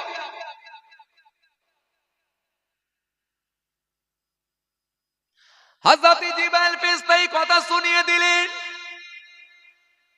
আল্লাহ নবী একটু একটু মাথাটা নিচুর দিকে করে নিলেন, মাথাটা একটু নিচু করে নিয়ে রাসূলুল্লাহর চোখ দিয়ে পানি ঝরতে লাগলো। চোখ ভরা পানি নিয়ে, বুক ভরা বেদনা নিয়ে নবী আমার সবর করে নিলেন। রাসূলুল্লাহ সবর করে নিয়ে হযরত জিবরাইলকে বললেন, ও জিবরাইল, পুরোটাই আমি ব্যাপারটা বুঝতে পেরেছি। আল্লাহ নবীর সঙ্গে হযরত জিবরাইল ফেরেশতার বেশ কিছুক্ষণ কথোপকথন হওয়ার পরে জিবরাইল ফেরেশতা যখন চলে গেলেন, আল্লাহ নবীকে সালাম দিয়ে যখন বিদায় নিলেন, রাসূলুল্লাহর মনটা খারাপ হয়ে গেছে। দুই হাতে দুই নাতিকে ধরে আম্মা জান হযরতে ফাতেমা রাদিয়াল্লাহু তাআলা আনহা আম্মা জানের কাছে গিয়ে পৌঁছালেন। ও মা ফাতেমা, ফাতেমা তোমার এই বাচ্চা দুইজনা কত ভাগ্যবান জানো, আমার এই বাচ্চা দুইজনা কত সৌভাগ্য জানো। ও মা ফাতেমা শোনো শোনো, আজকে রাসূল আমার, আমি নবী আমার কোলে বসে দুই জাঙের ওপরে বসে বসে তোমার এই দুইজনা বাচ্চা হযরত ইমাম হাসান ইমাম হোসাইন দুই বাচ্চা দুই জাঙের ওপরে দুই পায়ের ওপরে বসে বসে আল্লাহর জান্নাতের ফল খেয়েছে দুনিয়ার জমিনে। ও মা ফাতেমা, তোমার বাচ্চাদের সৌভাগ্য এত, কপালটা এত লাল বড় করে দিয়েছেন, নসিবটা এত বাড়ি বড় করে দিয়েছেন। এই বাচ্চাদের মতো ভাগ্যবান ব্যক্তি আর কেউ হবে না মা, তোমার বাচ্চারা বড় সৌভাগ্যবান।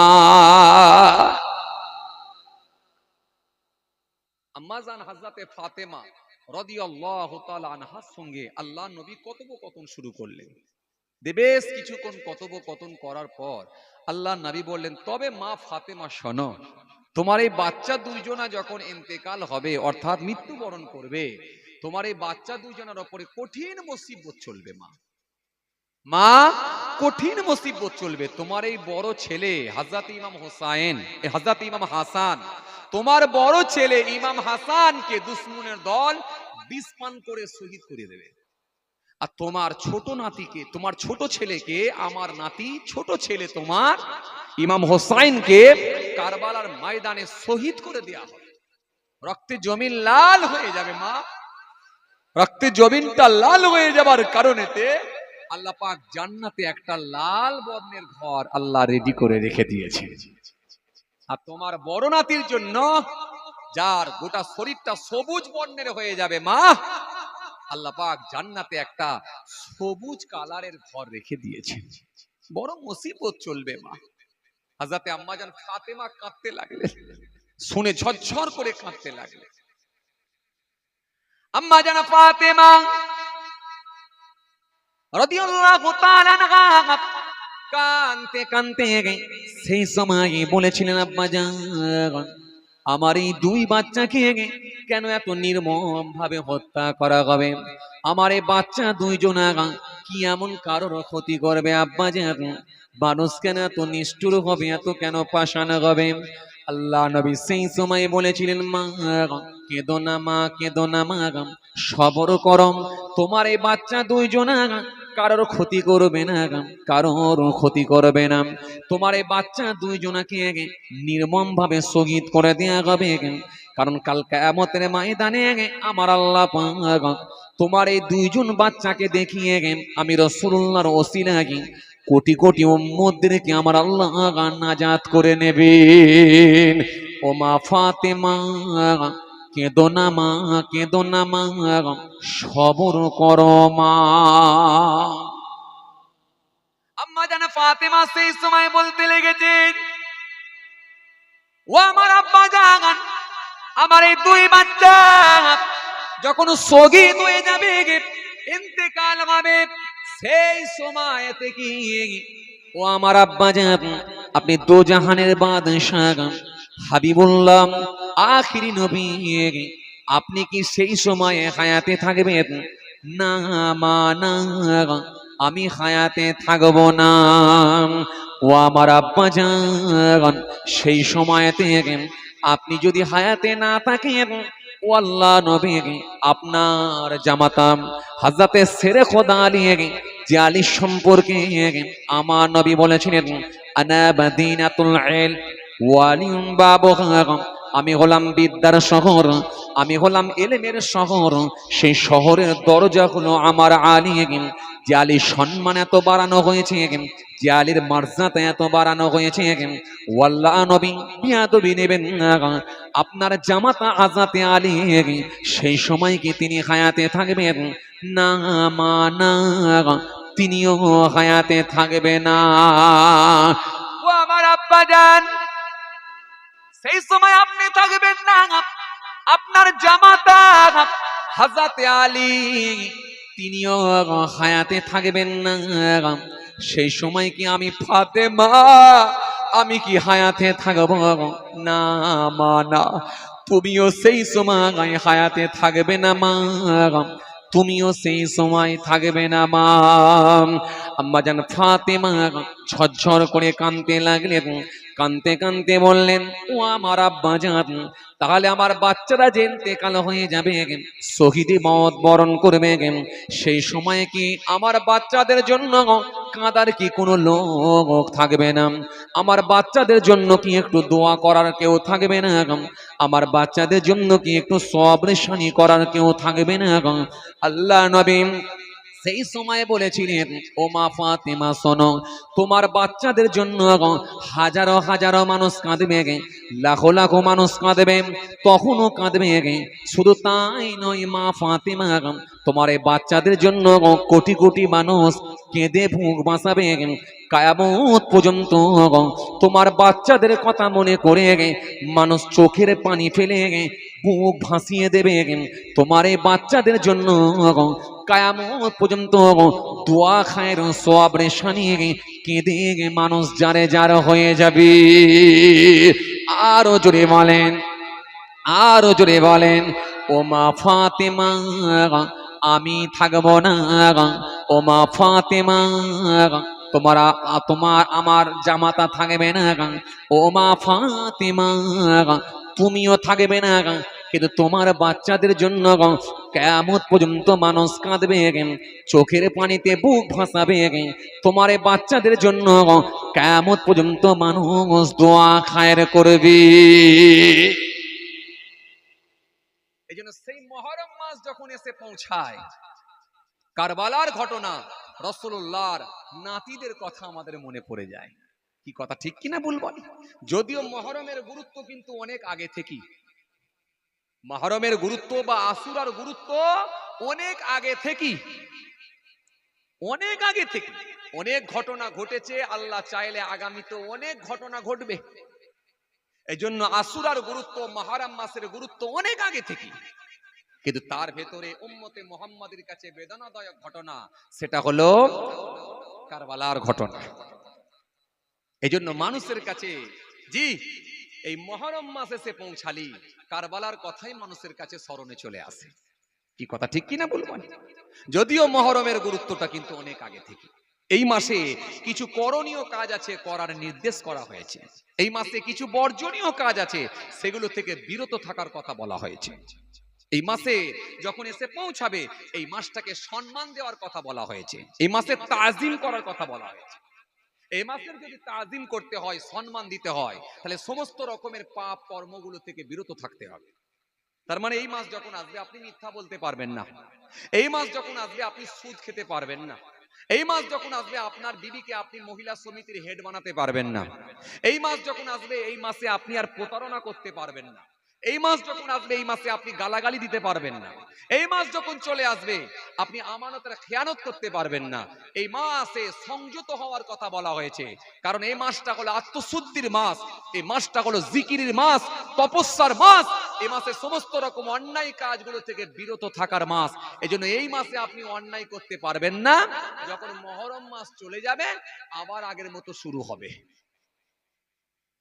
কি বলেন আপনারা? কথা বলে না। মুহররম মাসে মিথ্যা বন্ধ থাকবে, পরের মাস থেকে শুরু হবে। আরে কথা বলছেন না কেন?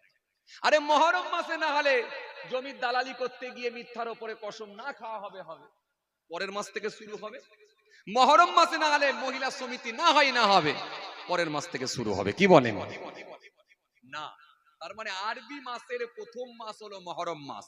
এই মাস থেকে সংযত হওয়ার কথা বলা হয়েছে, বিরত থাকার কথা বলা হয়েছে, পাপ মুক্ত থাকার কথা বলা হয়েছে। যদি এই মাস থেকে আপনি নিজেকে আপনার অন্যায় কাজগুলো থেকে বাঁচিয়ে নিতে পারেন, অন্যায় কাজগুলোকে যদি বর্জন করতে পারেন, নিশ্চিতভাবে ইনশাআল্লাহ আপনি এই মহরম মাসের সম্মান দিতে পারবেন। আর মহরম মাসের সম্মান দিলে আল্লাহ ইচ্ছা করলে ওই ব্যক্তিকে জান্নাতে তাহার মর্যাদা সম্মানকে আল্লাহ বৃদ্ধি করে দিতে পারেন। বলবেন না সুবহানাল্লাহ? মুহররম মাস যখন চলে আসবে, এই রকম অন্যায় কাজগুলো থেকে বিরত থাকতে বলা হয়েছে। এমনকি যুদ্ধ বিদ্রোহ থেকেও বেঁচে থাকার কথা বলা হয়েছে। একেবারে যুদ্ধ যদি কোনো একেবারে সংগঠিত হওয়ার ডেট তারিখ যদি নির্ধারণ করে দেওয়া হয়, তাও বলা হয়েছে মুহররম মাসে তোমরা করো না। আর আমরা দেখতে পাচ্ছি সমাজের বুকে মুহররম মাসে মার্ডার হয়ে যাচ্ছে, মার্ডার হয়ে যাচ্ছে। আরে ভিন্ন ধর্মের মানুষেরা যখন পিটিয়ে পিটিয়ে মারছে, এতে আমার অত কষ্ট লাগে না। কেন? ভিন্ন ধর্মের মানুষ, তার ধর্মে কি বলা হয়েছে আমি জানি না, তার ধর্মে কি বলা হয়েছে আমি জানি না। কেন? যদি ধর্মে যদি মানুষ হত্যা নিষেধ থাকে, তাহলে এত হচ্ছে কেন? হচ্ছে কেন? গাড়িতে পিটিয়ে পিটিয়ে মারা হচ্ছে, রাস্তায় পিটিয়ে পিটিয়ে মারা হচ্ছে, ট্রেনেতে পিটিয়ে পিটিয়ে মারা হচ্ছে, বাজারে চৌরাঙ্গি মোড়েতে পিটিয়ে পিটিয়ে মারা হচ্ছে, কোনো মানুষ কথা বলে না। সোশ্যাল মিডিয়া খুললেই ফুটেজ আসছে ভেসে। আরে কথা বলছেন না কেন? সোশ্যাল মিডিয়া টানলেই ভেসে আসছে। তো ভিন্ন ধর্মের মানুষের যদি এই রকম যদি অবস্থা হয়, তার ধর্মে নিষেধ আছে না আদেশ আছে সেটা আমি জানি না, কিন্তু আমার ধর্মে কিন্তু নিষেধ আছে। আমার ধর্মের যদি মানুষ হন, আপনি কোনো মানুষকে আরে হত্যা করা তো দূরের কথা, গালাগালি পর্যন্ত দিতে পারবেন না। কোন মানুষকে আপনি নোংরা ভাষায়, অকট্য ভাষায় আপনি গালাগালি দিতে পারবেন না। এটা ইসলাম ধর্ম আপনাকে শিখিয়েছে, ইসলাম ধর্ম আপনাকে বলেছে। আপনি কেন দেবেন? যদি আপনি দিয়ে থাকেন তাহলে আপনি মুসলমান নয়, আপনি মুসলমান হতে পারেননি। শুধু মুসলমান গরুর গোশত খেলে মুসলমান হয় না, ঈদ বকরিদ খেলে, ঈদ বকরিদের নামাজ পড়লে শুধু মুসলমান হয় না। আল্লাহ কোরআনে কারীমের মধ্যে সুন্দর করে বলেছেন, ইয়া আইয়ুহাল্লাযীনা আমানুত্তাকুল্লাহ, হে ঈমানদারেরা তোমরা আমি আল্লাহকে ভয় করো। জি, আকুলু কাওলান সাদীদা ইউসলিহু লাকুম আমালাকুম ওয়া ইয়াগফিরু লাকুম যুনুবাকুম ওয়া মা ইউতি'ইল্লাহ ওয়া রাসূলাহু ফাকাদ ফাযা ফাওজান আযীম। কোরআনে কারীমের মধ্যে আল্লাহ সুন্দর করে বলেছেন, ইয়া আইয়ুহাল্লাযীনা আমানুত্তাকুল্লাহ হাক্কা তুকাতিহি ওয়া লা তামুতুন্না ইল্লা ওয়া আনতুম মুসলিমুন। হে ঈমানদারেরা তোমরা আমি আল্লাহকে ভয় করো, ভয় করো, ভয় করো, আর তোমরা মুসলমান না হয়ে মরো না। কথাটা খুব গুরুত্বপূর্ণ কথা, কত বুঝার ব্যাপার। মুসলমান না হয়ে মরো না, তার মানে মরার আগে তুমি মুসলমান হও। আরে কথা বলে না, কথা বলে না। আল্লাহ একবারও বলেন না যে মরার পরে মুসলমান হও। আল্লাহ বলছেন মুসলমান না হয়ে তুমি মরো না, তার মানে মরার আগে তুমি মুসলমান হও। কিন্তু বড় আফসোসের কথা বলি, বড় আফসোস নিয়ে বলি, বড় দুঃখ নিয়ে বলি, আজকে আমরা কিছু মুসলমান হাইরে নিজেদেরকে মুসলমান বলে দাবি করি, মরার আগে মুসলমান নয়, মরার পরে তাকে মুসলমান বানানো হয়। আরে কথা বলছেন না কেন? হ্যাঁ না কিছু বলেন না রে বাবা। মরার আগে লোকটা মুসলমান হতে পারল না, মরার আগে লোকটা ধার্মিক হতে পারল না, মরার আগে লোকটা নামাজি হতে পারল না, মরার আগে লোকটা রোজাদার হতে পারল না, মরার আগে লোকটা দাড়িওয়ালা হতে পারল না, মরার আগে লোকটা ফরজ মানতে পারল না, মরার আগে লোকটা ওয়াজিব মানতে পারলো না, মরার আগে লোকটা সুন্নতে মুআক্কাদা গুলো মানতে পারলো না, মরার আগে লোকটা সুন্নতে গায়ের মুআক্কাদা এগুলো মেনে নিতে পারলো না। মরার আগে সেই মানুষটা গাঁজাখোর, মরার আগে সেই মানুষটা মদখোর, মরার আগে সেই মানুষটা আফিংখোর, মরার আগে সেই মানুষটা গালাগালিতে পিএইচডি করে, মরার আগে সেই মানুষটা আমানতের খেয়ানত করে, মরার আগে সেই মানুষটা মানুষের আমানতের খেয়ানত করে, মরার আগে সেই মানুষটা লোকের জমিকে বর্গা করে খেয়ে নেয়, মরার আগে সেই মানুষটা সামান্য জিনিসের জন্য মানুষকে পিটিয়ে পিটিয়ে মারে, মরার আগে লোকটা মুসলমান হলো না। আর যখনই লোকটা মারা যায় ওই মানুষটাকে এবারে আমরা মুসলমান বানানোর জন্য লাফালাফি করি, প্রতিযোগিতা শুরু করে দিয়ে কত তাড়াতাড়ি মুসলমান বানানো যায়। ওই লোকটার পকেট থেকে সিগারেটের ঠোলটা আমরা বের করে ফেলে দিয়ে ওই মানুষটার পকেট থেকে বিড়ি ধরাবার জন্য ম্যাচিসটাকে আমরা ছুঁড়ে ফেলে দিয়ে ওই মানুষটার পকেট থেকে আমরা বিড়ির ব্যান্ডিলটাকে ছুঁড়ে ফেলে দিয়ে ওই মানুষটার পকেট থেকে আমরা খৈনির ডিব্বাটা ফেলে দিয়ে ওই মানুষটার প্যান্টটাকে আমরা আস্তে আস্তে খুলে দিয়ে অন্য কাপড় দিয়ে ঢাকা দিয়ে ওই মানুষটার শার্টটাকে, ওই মানুষটার জামাটাকে আস্তে আস্তে খুলে নিয়ে যদি খুলে নিতে না পারি অন্তত কাঁচি দিয়ে বেলেট দিয়ে তার পোশাকটাকে আস্তে আস্তে কেটে আমরা খুলে নিয়ে এত আস্তে আস্তে করি, এত আদবের দিকে লক্ষ্য করে করি, এত শিষ্টাচার আমরা রেখে করি যাতে করে ওই মানুষটার উপরে কোনো কষ্ট না হয়, এত আমরা আস্তে আস্তে করে থাকি। আস্তে আস্তে যখন আমরা তার গায়ের জামা খুলে দিয়ে পরনের কাপড় খুলে দিই, পরনের কাপড় খুলে দিয়ে গায়ের জামা খুলে দিয়ে অন্য কাপড় তার গায়ে চাপা দিয়ে দিই। আস্তে আস্তে ওই মানুষটাকে এবার গোসল দেবার আমরা ব্যবস্থা করি, ওই মানুষটাকে আস্তে আস্তে গোসল দিয়ে ও বাবাজি আমার ভাইয়েরা গোসল দেওয়া হয়ে যায়, পিঠের দিকে 3 বার পানি ছড়িয়ে দেওয়া হয়। বাবাজি আমার ভাইয়েরা ওই মানুষটাকে আস্তে আস্তে ওযু করানো হয়, ওযু করিয়ে দিয়ে সাদা 3খানা কাপড় নিয়ে এসে কাপড়ের মধ্যে ভরে দিয়ে সুন্দর করে এই মানুষটার ওপরে আহারে ওই মানুষটার ওপরে সুন্দর করে আমরা কর্পূর ছড়িয়ে দিয়ে সুন্দর করে আতর ছড়িয়ে দিয়ে ওই মানুষটাকে আমরা এবারে মুসলমান বানিয়ে দিয়ে বড় একটা মাঠেতে জানাজার জায়গাতে আমরা নিয়ে যাই, কিংবা ঈদগাহে আমরা নিয়ে যাই, ঘাড়ে করে নিয়ে যাই। ও বাবাজি আমার ভাইয়েরা নামি দামি একটা হুজুরকে নিয়ে এসে জানাজার নামাজ পড়াবার বন্দোবস্ত করে দিয়ে জানাজার নামাজখানা যখন আদায় হয়ে যায় ফার্জে কিফায়ার নামাজখানা যখন হয়ে যায়, ফার্জে কিফায়ার নামাজখানা হয়ে যাবার পরেতে ওই মানুষটাকে আমরা কাঁধে করে নিয়ে ঘাড়ে করে নিয়ে কলেমার জিকির করতে করতে আমরা কবরস্থানের দিকে নিয়ে যাই। কবরস্থানের দিকে নিয়ে গিয়ে বড় আদবের মধ্য থেকে বড় শিষ্টাচার রেখে ওই মানুষটাকে আস্তে আস্তে ওই গেঁজাখোর লোকটা, ওই বিড়িখোর লোকটা, ওই দাড়ি খাটা লোকটা, ওই লোকটা জুম্মা নাই, নামাজ নাই, রোজা নাই, তবু ওই মানুষটাকে আমরা বড় শিষ্টাচার রেখে যাতে করে কষ্ট না হয় আস্তে আস্তে জমিনের ওপর রেখে সুন্দর করে আস্তে আস্তে আমরা ওর ওপরে বাঁশের মাচাখানা খড় দিয়ে চাল তৈরি করে মাটি চাপা দিয়ে আমরা ওই মানুষটাকে আস্তে আস্তে কবরের মধ্যে দাফন করে দিয়ে থাকি। ও বাবাজি আমার ভাইরা একবারও তো কই বললাম না নামাজির জন্য আলাদা কাফন হবে আর বেনামাজির জন্য আলাদা কাফন হবে, আলাদা কাপড় হবে। একবারও তো আমরা বললাম না নামাজির জন্য যেভাবে গোসল হবে বেনামাজির জন্য গোসল হবে না, এটা তো একবার আমরা বলি না। অথচ নামাজির জন্য, দাড়িওয়ালার জন্য, রোজাদারের জন্য যেই সিস্টেমে আমরা করে থাকি বেনামাজি দাড়ি কাটা বেরোজাদার তারও জন্য কিন্তু একইভাবে আমরা করে থাকি।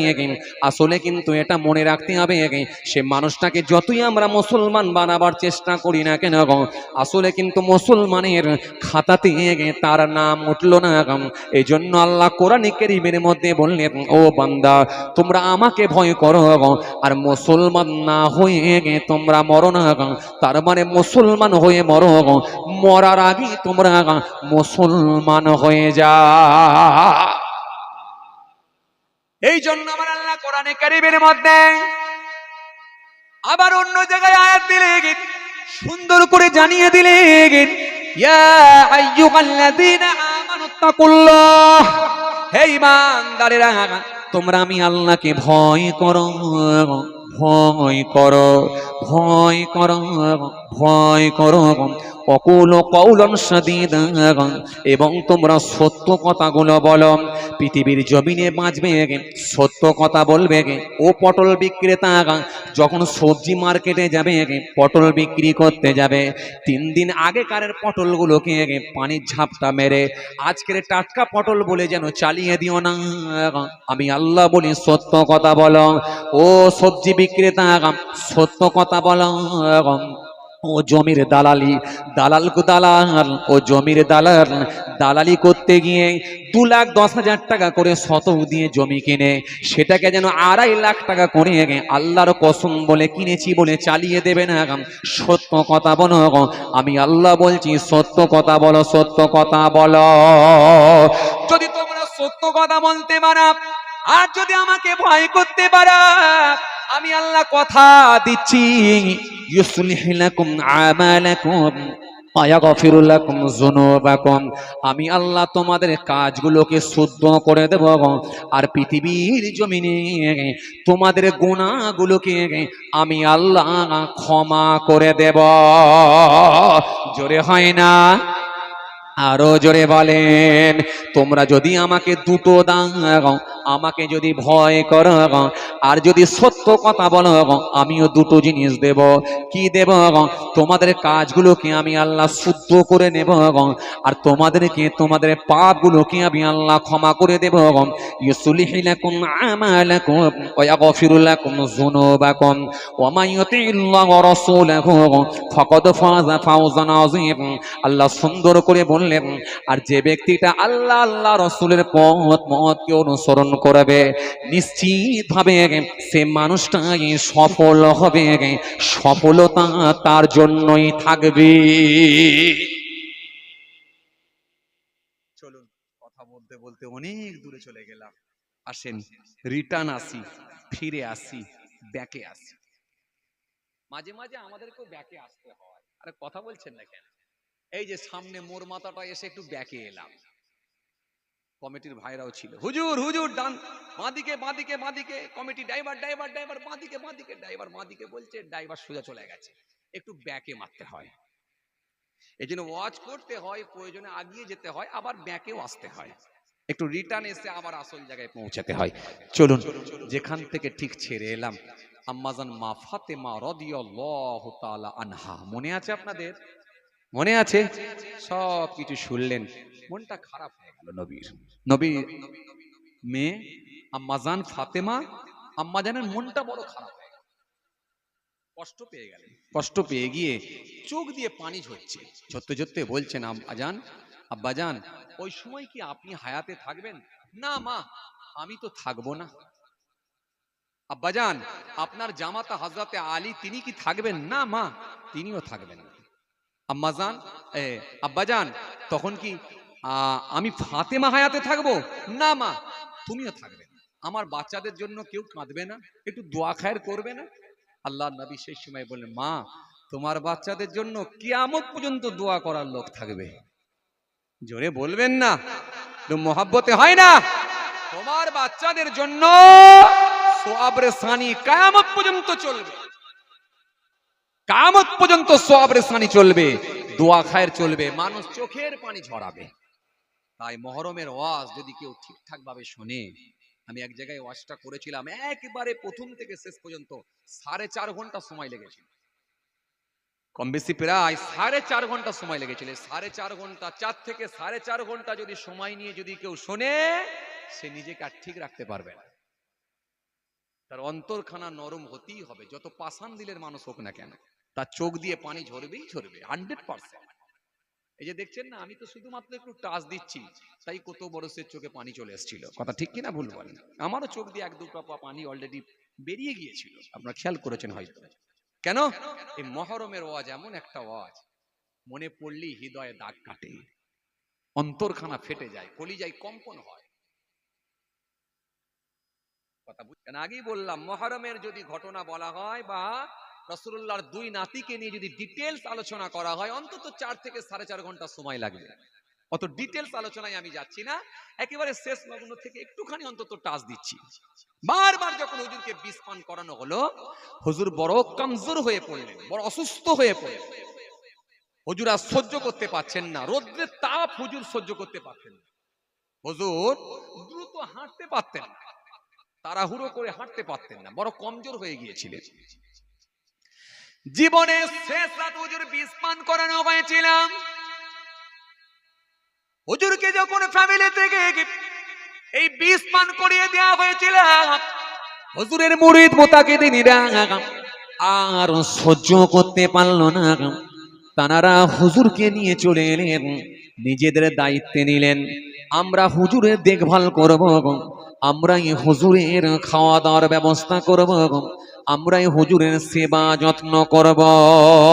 হুজুর বড় অসুস্থ অবস্থায় আছেন, জীবনের শেষ রাত, ৪৫ বছর বয়স, ৪৯ হিজরি। জীবনের শেষ রাত যখন এসে গেল, হুজুর যখন মুরিদদের কাছে আছেন, মুরিদরা হুজুরকে গোল করে ঘিরে রেখেছেন। হুজুর আস্তে আস্তে রাত হয়ে যাচ্ছে, এই বারবার বিষ পান করানোর কারণে হুজুরের তেষ্টা পিপাসা বড় বেড়ে গিয়েছিল। ঘন ঘন ঘন ঘন হুজুরের পানির প্রয়োজন হতো, ঘন ঘন হুজুরের পিপাসা লাগতো। তাই মুরিদরা সব সময় হুজুরের জন্য কুজোর ব্যবস্থা করে তার ভেতরে পানি রেখে হুজুরের পানির ব্যবস্থা সব সময়ের জন্য মজুদ করে রাখতো। হুজুরের মাথার কাছে পানির ব্যবস্থা করা হয়েছিল। কিন্তু জীবনের শেষ রাত, ৪৫ বছর বয়স, ৪৯ হিজরি, এটাই হয়েছিল হুজুরের জীবনের শেষ রাত। জীবনের শেষ রাত হয়ে গেল। হুজুর এই রাতে শাহাদাত বরণ করবেন, ইন্তেকাল হয়ে যাবেন, শহীদি মওত হুজুরের হবে। এটা জীবনের শেষ রাত, ৪৯ হিজরি, ৪৫ বছর বয়স। ও আল্লাহ, তো অনেক টাইম হয়ে গেছে গো। 12:30 বেজে গেছে, আমি তো ওয়াচ করি যাচ্ছি। থাক আর বলবো নি ভাই। ই আল্লাহ, আপনারা তো মহরমের ওয়াজ আমার থেকে বেশি বেশি জানেন, প্রতিদিন ওয়াজ শুনছেন আলহামদুলিল্লাহ। তারপর আবার বলছেন বলেন বলেন, যে রাসূলুল্লাহর নাতিদের ওয়াজ আপনাদের সবার মুখস্থ আছে আলহামদুলিল্লাহ। তবে হ্যাঁ, এটা ঠিক, নবীর নাতিদের কথা শুনলে হৃদয়টা নরম হয়ে যায়, অন্তরখানা নরম হয়ে যায়। আহারে, অন্তরখানা নরম হয়ে যায়, যত পাষাণ দিলেরই মানুষ হোক না কেন, হৃদয়টা তার নরম হয়ে যায়, সহ্য করতে পারে না। রাসূলুল্লাহর নাতি হযরত ইমাম হাসান রাদিয়াল্লাহু তাআলা আনহু, জীবনের শেষ রাত, ৪৫ বছর বয়স, ৪৯ হিজরি। আস্তে আস্তে হুজুর শাহাদাত বরণ করবেন। হুজুরের পানির মওজুদ করা হয়েছে, মাথার কাছে কুঁজোর মধ্যে পানি রাখা আছে। রাত হয়ে গেছে, হুজুর অসুস্থ অবস্থায় আছেন, বিছানায় শয়ন করেছেন।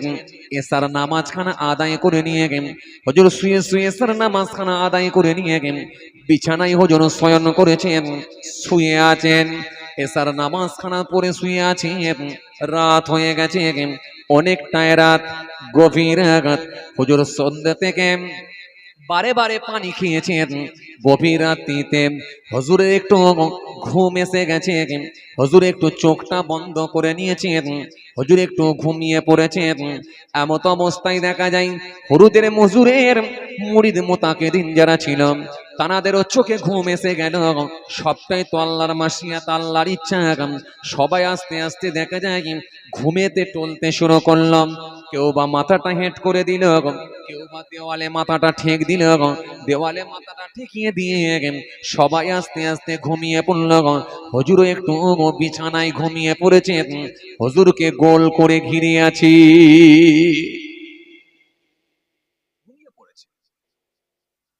ভালো মতো বসে বসে ঘুম না হলেও কিন্তু অনেক সময় আমরাও ঘুমিয়ে পড়ি যখন আমাদের খুব ক্লান্ত শরীর থাকে, হয় না? আপনারা দেখবেন এই বসিরহাট থেকে বারাসাতে যাচ্ছেন, সিটে বসে বসে ঘুমোচ্ছেন। আরে কথা বলছেন না কেন? পরিশ্রম করা শরীর, সিটে বসে আছেন, বেড়া চাপা পৌঁছাননি, তার আগে ঘুম এসে গেল। কথা বলে না। অথচ ওই ঘুমোতে ঘুমোতে একবার দুবার নয়, বাসে স্যাটেল ব্রেক মারছে, ডান দিক বাঁ দিক যেই ঘোরাচ্ছে, দাম দুরুম করে কপাল কখনো রডে গিয়ে ধাক্কা মারছে, কখনো সিটে গিয়ে ধাক্কা মারছে। আরে কথা বলছেন না কেন? কপালের এই দিকে ফুলে যায়, ওই দিকে চোট হয়, তারপরও লোকটা ঘুমের ঘরে একটু হাত বুলিয়ে দিয়ে আবার ঘুমায়। কথা বলেননি কেন? একটু ঘুমের ঘরে মাথাটায় হাত বুলিয়ে দিল, দিয়ে বলল ঠিক হয়ে গেছে, আবার ঘুমোচ্ছি। অথচ তার যে কপালের ব্যথা, যন্ত্রণা, জ্বালা, সে যখন ঘুম ভাঙবে তখন ঠিক পরিষ্কার বুঝতে পারবে। আর আয়নার সামনে গিয়ে দেখবে কপাল টোল পড়ে গেছে। কথা ঠিক কি না? এরকম হয়। লং সফরে যখন আমরা যাই দেখবেন ঘুমিয়ে পড়ে লোক। আর ওই সময় আবার কিছু পকেট মার আছে, সব জায়গাতে গোলমাল ভাই, সব জায়গায় গোলমাল। ওই সময় কিছু পকেট মার আছে, যদি সুযোগ করে কাজে লাগিয়ে ঠিক কায়দা করে যদি আপনার মানি ব্যাগটা বার করে নিতে পারে, তাহলে তো আবার এক বিপদ। একে তো কপাল ফুলে গেছে, এক বিপদ, তারপরে আবার মানি ব্যাগ চলে গেলে আর এক বিপদ। আবার যদি বুঝতে পারে যে বাংকারে যে ব্যাগটা আছে এটা উনারই ছিল, তার মানে ঘুমাচ্ছে, আবার ঠিকঠাক ভাবে স্ট্যান্ডে গিয়ে যদি ওই বাংকার থেকে যদি ব্যাগটা নিয়ে নেমে পড়ে, তাহলে আবার এক বড় বিপদ। আরে কথা বলছেন না কেন? যে ব্যাগেতে, যে আপনার ব্যাগের মধ্যে যে বাংকার থেকে ব্যাগ চুরি হলো, সেই ব্যাগের মধ্যেতে আপনার সবকিছু রয়েছিল, টাকা পয়সা যেমন তো ছিলই, তাছাড়াও এখন এই যে ডকুমেন্টস, এই যে আপনার কি বলে আধার কার্ড, ভোটার কার্ড, পরিচয়পত্র, এই হেন তেন সব ডকুমেন্টস গুলো ওর ভেতরেই ছিল। এখন সব যদি বেরিয়ে যায়, কপালে আর এক বিপদ। আরে কথা বলছেন না কেন? এখন থাকলে বিপদ, আবার না থাকলে কত বড় বিপদ। কথা মনে হয় বুঝতে পারেননি। এই তো কদিন আগে সোশ্যাল মিডিয়া দেখছিলেন না, ডেইলি নতুন নতুন খবর, ডেইলি আপডেট দিচ্ছে। কথা বলেন কি? আধার কার্ড থাকলে হবে না, রেশন কার্ড থাকলে হবে না, প্যান কার্ড থাকলে হবে না, ভোটার কার্ড থাকলে হবে না, তো কি দিতে হবে? দিতে হবে বার্থ সার্টিফিকেট। 1987 সালে যারা জন্মগ্রহণ করেছে তার আগের মাল বার করতে হবে। তো 1987 সালের আগে যারা জন্মগ্রহণ করেছে যদি বার্থ সার্টিফিকেট দিতে হয়, তো তোরা দুজন তখন কোথায় ছিলিস? তো তখনই এসে বলতে পারতিস যে বার্থ সার্টিফিকেট গুলো যত্ন করে রাখো গো, আমি 2025 সালে গিয়ে চাইবো। বদমাইশি, এই জন্য লোকেরা গালাগালি করে ফেলে ভাই। আর হুজুর সাহেব, হাফেজ সাহেব, মৌলানা সাহেব এরা তো আর গালাগালি দিতে পারবে না, কিন্তু রাগটা এত ধরে গোটা শরীরের লোম দাঁড়িয়ে যায় রেগে গিয়ে। রাগ তো সবারই আছে, রাগ কি থাকবে না? হুজুর বলে কি রাগ থাকবে না? না হাফেজ সাহেব বলে রাগ থাকবে না? না মৌলানা সাহেব বলে, হাফেজ সাহেব বলে রাগ নেই? রাগ তো সবার আছে। এই সাধারণ লোকের সঙ্গে হুজুর হাফেজ সাহেবের তফাৎ একটাই, এরা গালাগালি দিতে পারে না, কেউ জানে এসে ব্রেক করে দিচ্ছে। আর সাধারণ ঠেলাওয়ালা, মূলওয়ালা, কলাওয়ালা হলে একবারে ধোয়া কাপড় পরিয়ে দেবে। আরে কথা বলেন না কেন? যারা গালাগালিতে পিএইচডি করেছে, দিল একবারে দমে দিয়ে দিল, যা ছিল সব, কোনোটাই বাদ নেই। সবকটা গালাগালিকে যদি এক কাছে ভরে যদি একটা ব্যাগের মধ্যে রাখা হয়, আমার মনে হচ্ছে ব্যাগে জায়গা হবে না, বস্তা দরকার। কথা বলেননি কেন? যে চলেন, কি বলছিলাম যেন? তাহলে এই ডকুমেন্টস থাকার পরে বলছে হবে না, আর না থাকলে খুব চাপ, খুব চাপ। আর এদের সব সময় সে পেট গরম আর মাথা গরমটা হয় ঠিক ইলেকশনের আগে। সে কবে থেকে বলছে 2018 সাল 19 সাল থেকে বলছে এনআরসি করব, তো করে বাদ দিয়ে দে। যে কটাকে বাদ দেওয়ার দিতে মন যায় দিয়ে দে, যে কটাকে রাখতে মন যায় রেখে দে। যদি মনে হয় একটাও রাখবো না, তো একটাও রাখতে হবে না। যদি বাংলাদেশে পাঠাতে মন যায় বাংলাদেশে পাঠা, আর যদি মনে হয় আমেরিকায় পাঠাবো তো আমেরিকায় পাঠিয়ে দে। যদি মনে হয় রাখবো না তো রাখতে হবে না।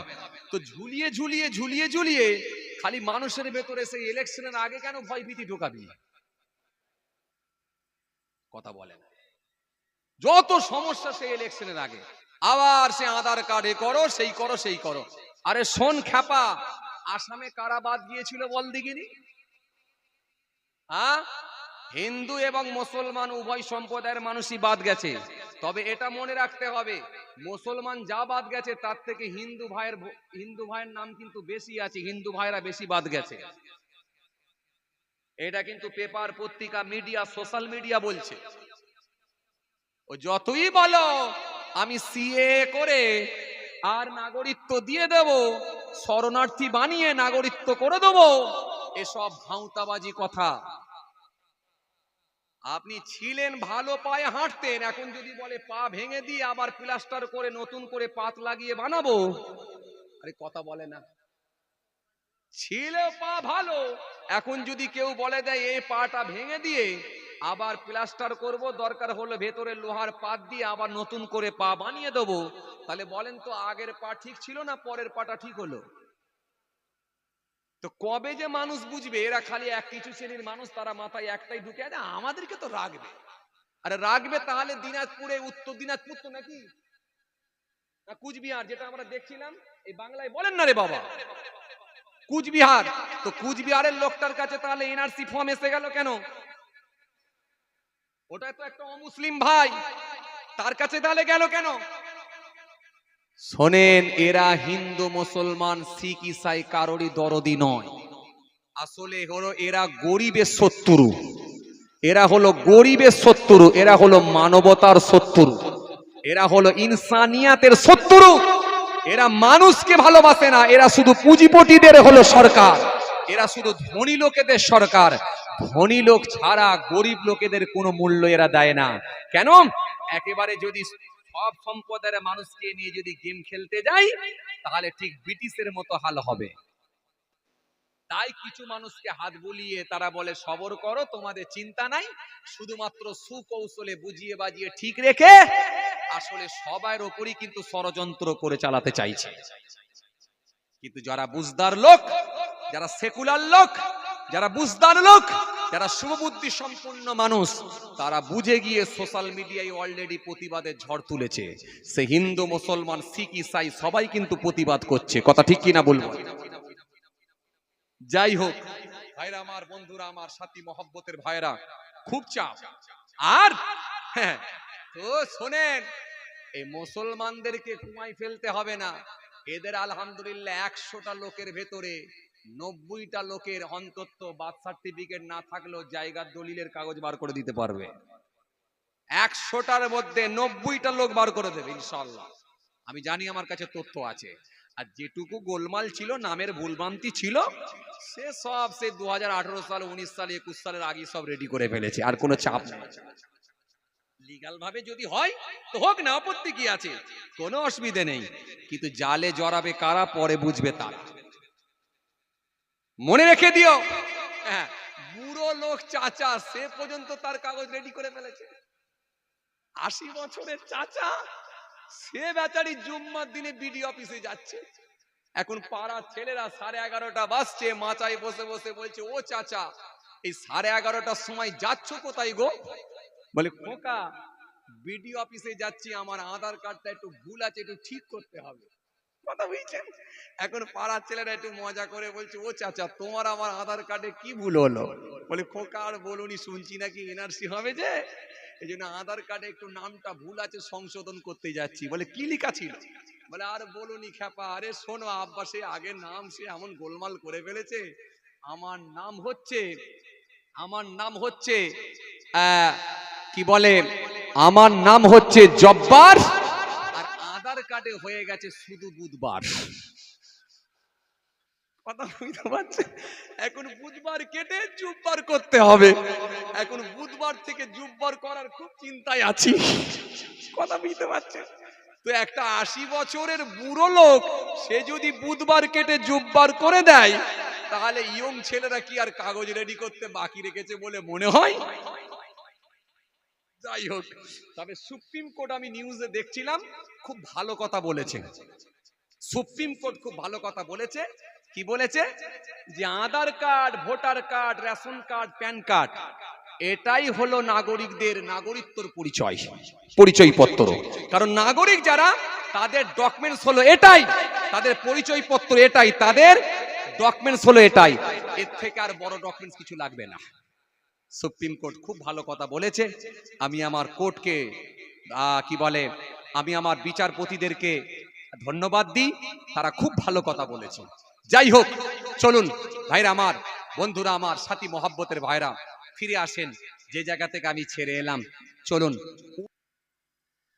আমি তো জানি না পাবো কি পাবো না, আল্লাহ তোমার দেওয়া সেরা জান্নাত। আমি তো জানি না পাবো কি পাবো না, আল্লাহ তোমার দেওয়া সেরা জান্নাত।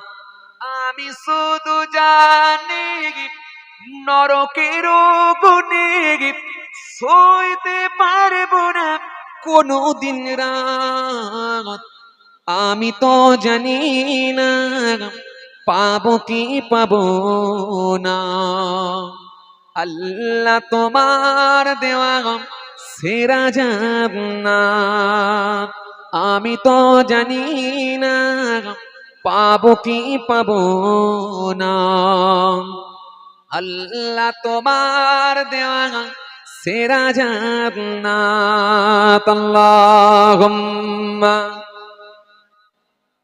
সাইয়্যিদিনা মুহাম্মদ ওয়া আলা আলি সাইয়্যিদিনা মাওলানা মুহাম্মদ সাল্লাল্লাহু আলাইহি ওয়াসাল্লাম। গুনাহ তো করেছি আমি বালুরাসে সমান, অগণিত সীমাহীন পাপের তওবা কবুল করে না রব্বুল আলামিন। হায়াত আমার কমছে শুধু প্রতিদিন, গুনাহ আমার বাড়ছে শুধু বাধাহীন। তুমি তো পারো দিতে নাজাত, আমি শুধু জানি নরকের কোণে সইতে পারবো না কোনো দিন রাত। আমি তো জানি না পাবো কি পাবো না, আল্লাহ তোমার দেওয়া সেরা জান্নাত। আমি তো জানি না পাবো কি পাবো না, আল্লাহ তোমার দেওয়া সেরা জান্নাত। আল্লাহুম্মা সাইয়্যিদিনা মাওলানা মুহাম্মদ ওয়া আলা আলি সাইয়্যিদিনা মাওলানা মুহাম্মদ সাল্লাল্লাহু আলাইহি ওয়াসাল্লাম। মাশাআল্লাহ, আলহামদুলিল্লাহ। যাই হোক, আপনাদের অনুরোধ রেখে আরেকটা পড়েছি বাংলা। আল্লাহ নিয়ে এলে ফের আলোচনা হবে ইনশাআল্লাহ। সবাই আমার জন্য দোয়া করবেন। এ তো গোলমাল হয়ে যাচ্ছে, দুটো হয়ে গেছে, ফের বলছে হুজুর আরেকটা। এই আপনারা বিরক্ত হচ্ছেন না? আল্লাহু আকবার বলে সারা রাত থাকলে কেউ বিরক্ত হবে না। যে সত্যি ভালোবাসেন আপনারা, মহাব্বত করেন, এটা আন্তরিকতা। এটা আমাকে দেখে নয়, এটা আমার দাদু নানাকে দেখি, আমার পীর মুর্শিদদের দেখি। ভালোবাসা এটা আন্তরিকতা, মহাব্বত। এই মহাব্বতে অনেক কিছু হয়, কথা ঠিক কিনা ভুল বলেন? এখানে এমনও মানুষ আছে 500 টাকা দিয়ে যদি বলা হয় সারা রাত বসে থাকতে হবে, 500 টাকা দেবো, থাকবে না। এমনও লোক আছে, আরে 200-100 তো দূরের কথা, 500 টাকা যদি বলা হয় যে সারা রাত বসে থাকলে 500 টাকা দেবো, কিচ্ছু করতে হবে না, খালি একটা চেয়ার নিয়ে রাস্তার উপরে সারা রাত বসে থাকবে, কিচ্ছু করতে হবে না, খালি বসে থাকবে। ফজরে এসে দেখে যাব, আর মাঝে মাঝে রাতের বেলা একবার করে এসে দেখে নেবো যে আছে কি না। সারা রাত থাকলে 500 টাকা। এমন লোক আছে বলবে তোর পয়সা দরকার নেই, ছাড়, কি পয়সার ফুটানি দেখাচ্ছিস? দিনে আমি 5,000 টাকা কামাই, তুই আমাকে সারা রাত বসিয়ে 5,000 টাকার প্রবলেম দেখাচ্ছিস, 5,000 টাকার লোভ দেখাচ্ছিস। আহ, কিন্তু নবীর মহাব্বত, আল্লাহর ভালোবাসায়, কোরআন হাদিসের ভালোবাসায়, পীর মুর্শিদদের ভালোবাসায়, আউলিয়া কিরামদের মহাব্বতে এমনও লোক আছে সারা রাতই বসে থাকবে। এটা হলো কোরআন হাদিসের মহাব্বত, ভালোবাসা। জি, যাই হোক, আলহামদুলিল্লাহ অনেক সময় আপনারা দিয়েছেন। যাক, একবার মহাব্বতে দরুদ শরীফ। আল্লাহুম্মা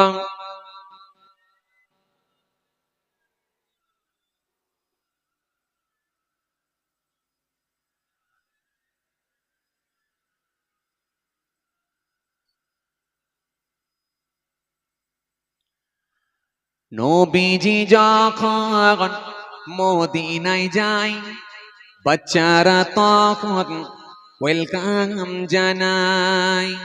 ওয়াজাবা শুকরা আলাইনা কয়, মিন সানিয়াতিল বিদা জানায়।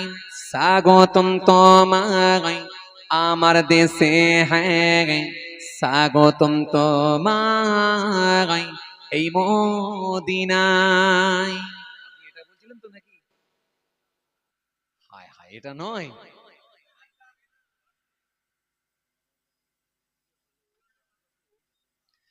জন্ম আমার যদি হতো মদিনায়, এটা